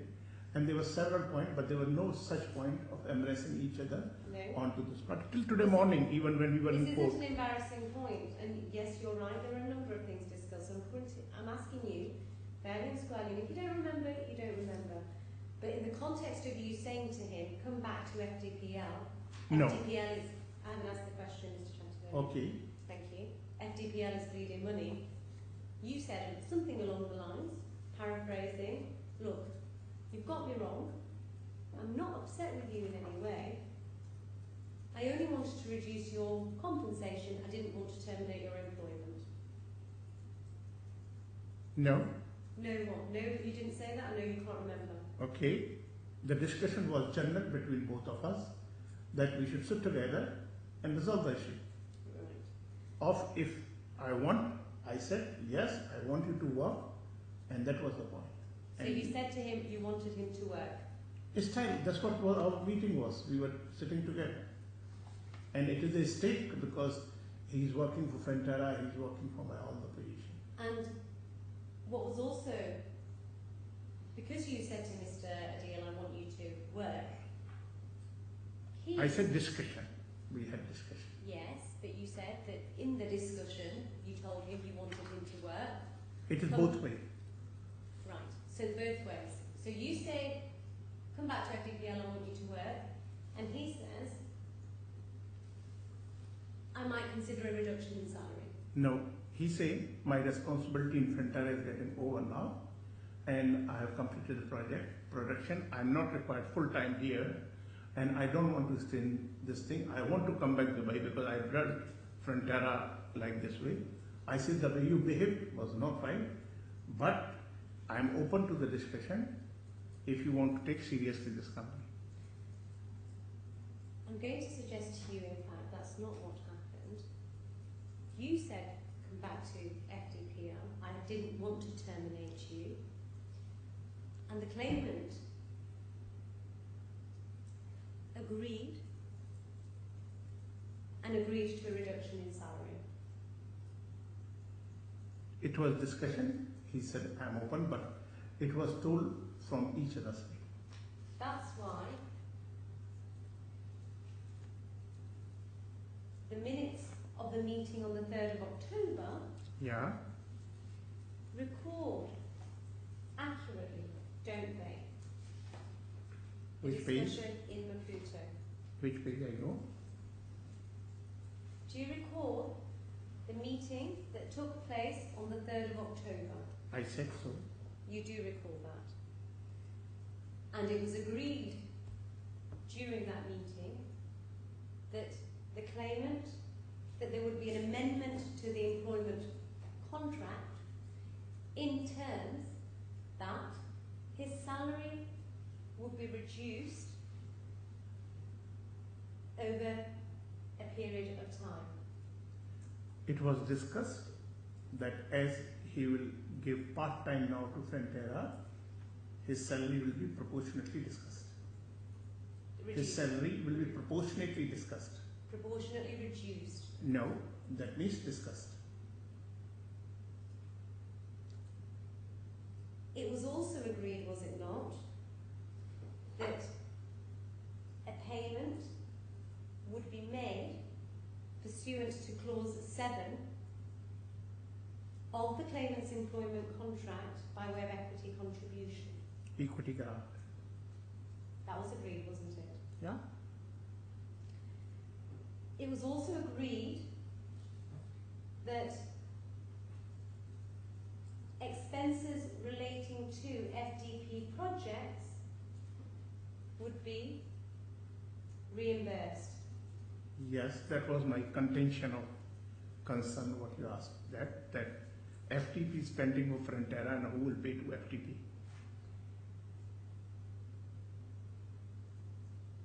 Can I ask you to take up bundle 1, please? Volume 1, tab 10, which is the employment contract.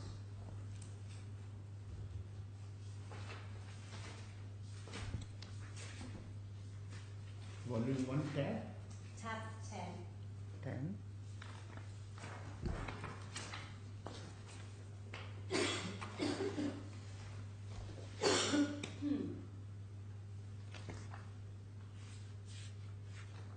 And at page 72, Yes. under paragraph 32 of the employment contract, the last paragraph, the terms and conditions of employment set out in the agreement Excellent, succeeded. please. You're talking about agreement in confidential on page 72. No, page 72, Yeah, it's the here. last paragraph, the very last paragraph. there. General. Yes, Okay. and the very last paragraph under general. Okay. The terms and conditions of employment set out in this agreement supersede any prior oral or written agreements with you. This agreement may only be altered in writing, signed by both parties. Correct. Can I ask you then to go back to volume 2, please? If you could go to tab 92, please. Page 542 and 541. Sorry, page 541.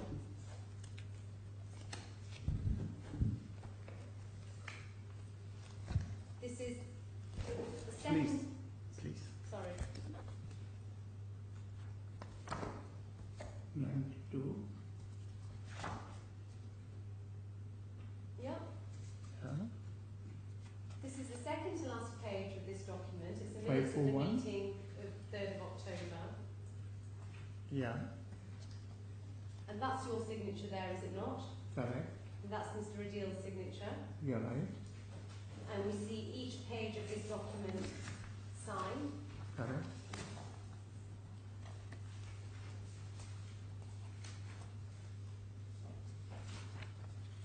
And one page missing from this. Page 5.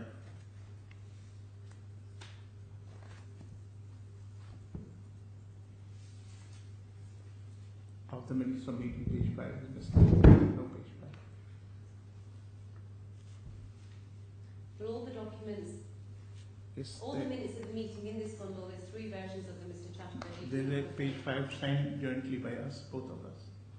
So there's a, Your Lordship, I did indicate to my friend yesterday that there was a page missing from that document.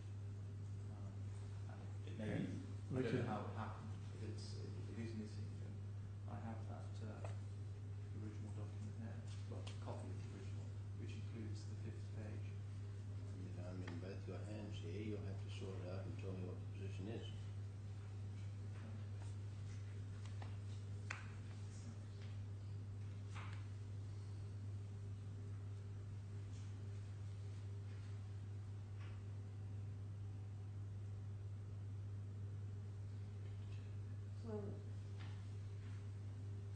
issue that we have, my lord, at this late stage is that all the documents that have been produced, the various manifestations of the minutes of the meetings don't have this last page.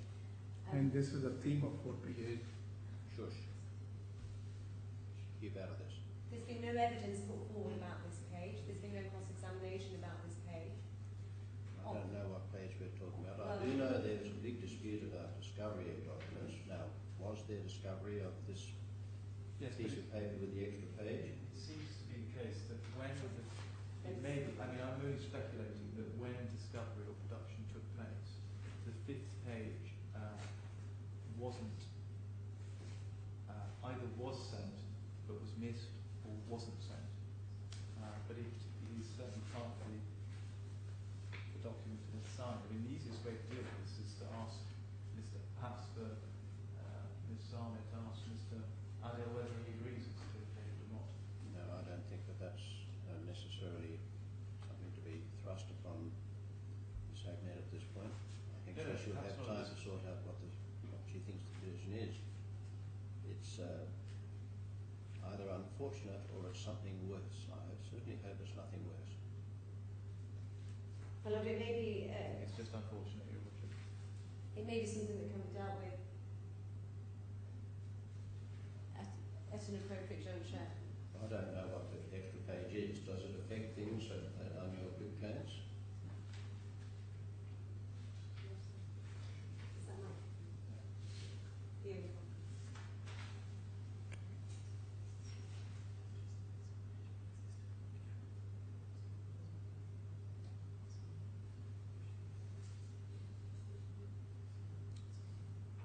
Ms. Agnet, your side already had a copy of these, as I understood, at the time of discovery. Yes, and this wasn't attached to this page. The disputed page wasn't attached to it because the minutes that we disclose are at tab 91, and that was the entirety of the document.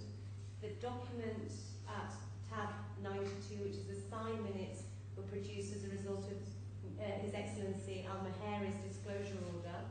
There is a third manifestation of this document that was disclosed by the defendants. That's at...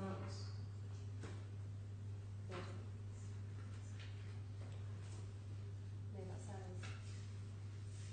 That's ours. The disclosure order.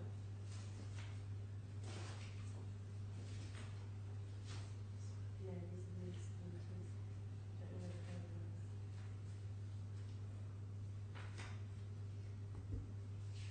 In any event, my lord, Yeah, anyway, I'm sorry to interrupt. Back to just invite you to look at it and see whether there may be significance in that extra page. If the conclusion, if you're confident that there isn't, then we can proceed, but otherwise we might have to take a different course.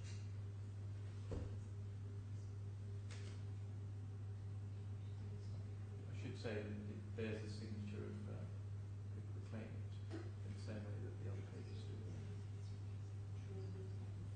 my lord, we'll need to get instructions and if I could have an opportunity to consider it properly. Right. I don't intend to do that now. I'd like to, No, with your permission, finish with you this better witness and do then... that after we adjourn. I'm assuming that you will not have finished your cross-examination by that time, unfortunately. Yes. Right.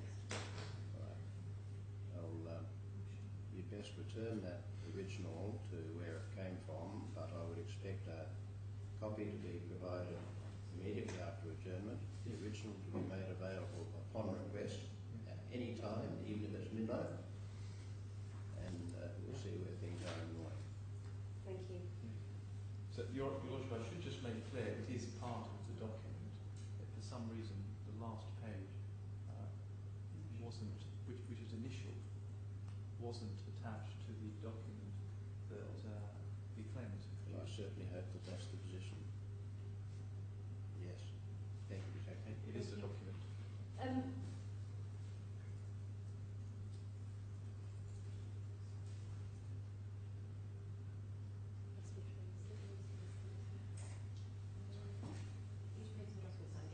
So each page of this document is signed. Yeah.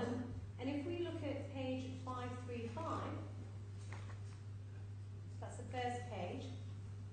This is 535. Yes. This is 539. You're talking to me 92? Sorry, we're on the wrong, sorry, 539, you're absolutely right, Mr. Chatterberg. 539, Yeah. and we see above paragraph 1, Yeah. basic salary payments, the employment contract will be amended as follows. Yeah. And we can see it, paragraph 1, Yeah. the salary, the basic salary Yeah. is reduced Correct. for the periods July 2013 to September 2013. Right. Yeah. And then for the period October 2013 to December 2013, reduced further by 10,000. Correct. Yeah. And then reduced further in the for the following 4 months, January 2014 to April 2014, by a further 10,000. Correct. And what we see here is an amendment to the claimant's employment contract Yes. pursuant to clause 32 of this contract, whereby the agreement, his employment agreement, may be altered in writing and signed by both parties. That's what this is, isn't it? Correct.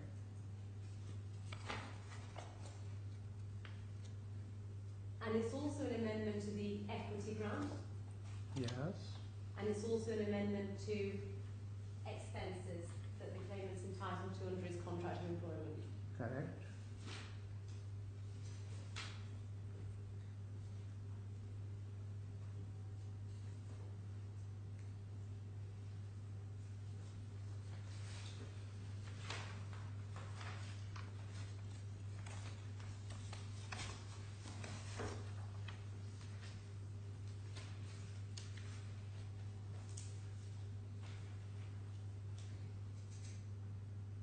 And so, in fact,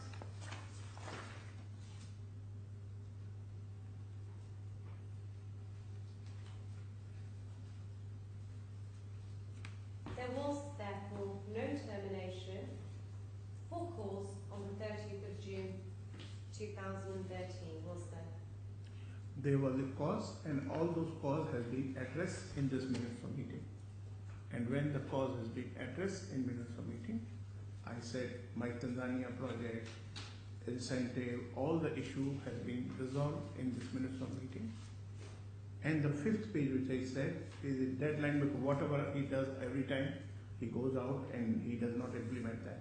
And he said, I wrote to you, I signed minutes of meeting, so the 5th page contains each activity, Yeah. by which date he will complete all the thing, and then this will come effect. So it's not a case that he doesn't comply with that. The fact of the matter is that FDPL failed to comply with the amended contract of employment. Just one? You are talking of minutes of meeting held on 3rd of October? I've asked you that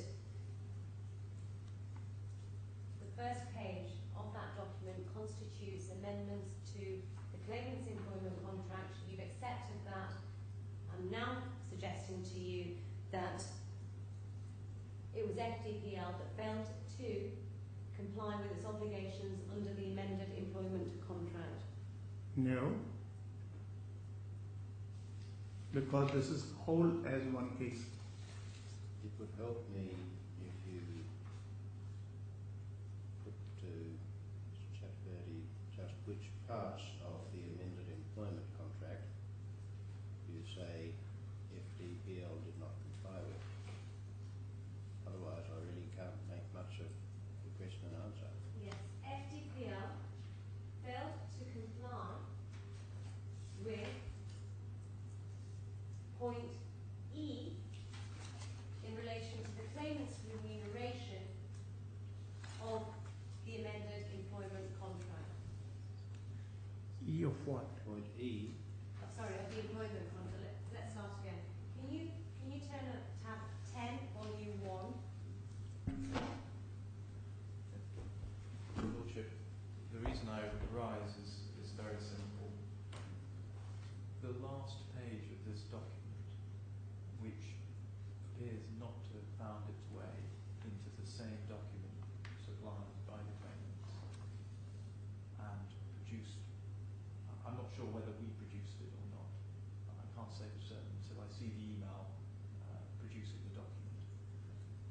is crucial to this line of questioning if it's suggested that FTPL were to blame for not complying.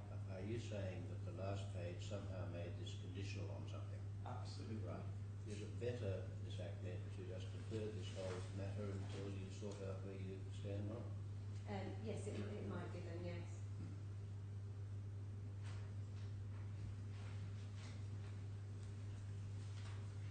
Mel, can I ask for a short 10-minute adjournment just to have a look at this document and take instructions, and also to work out whether or not it was in fact attached to the last page of the documents in the bundle? Right.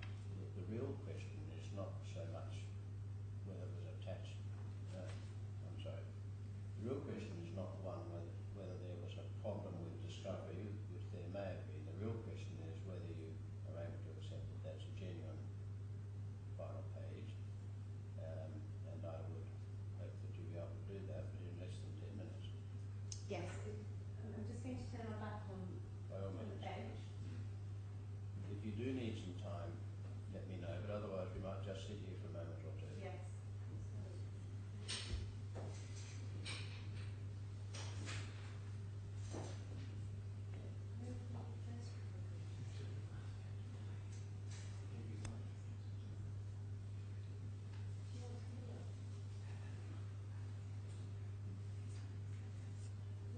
I think it might be best if I do leave the bench, so there's no pressure. I'll give you a few minutes, but if it's going to take too long, then we should defer the whole thing, I think.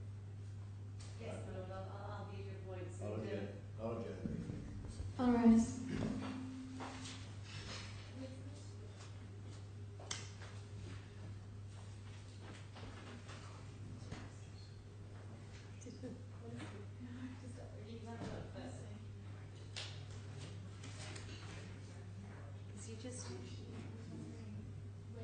You just went like this to him. Then I'm more than happy to reach around. How about this one? I'll double check. I'm pretty sure the 5 pages in that page that we will have already. But do you want to? That one was good. Yeah. Yeah. Yeah, I am. No, so whoops. No, but I told you. If you can. These documents.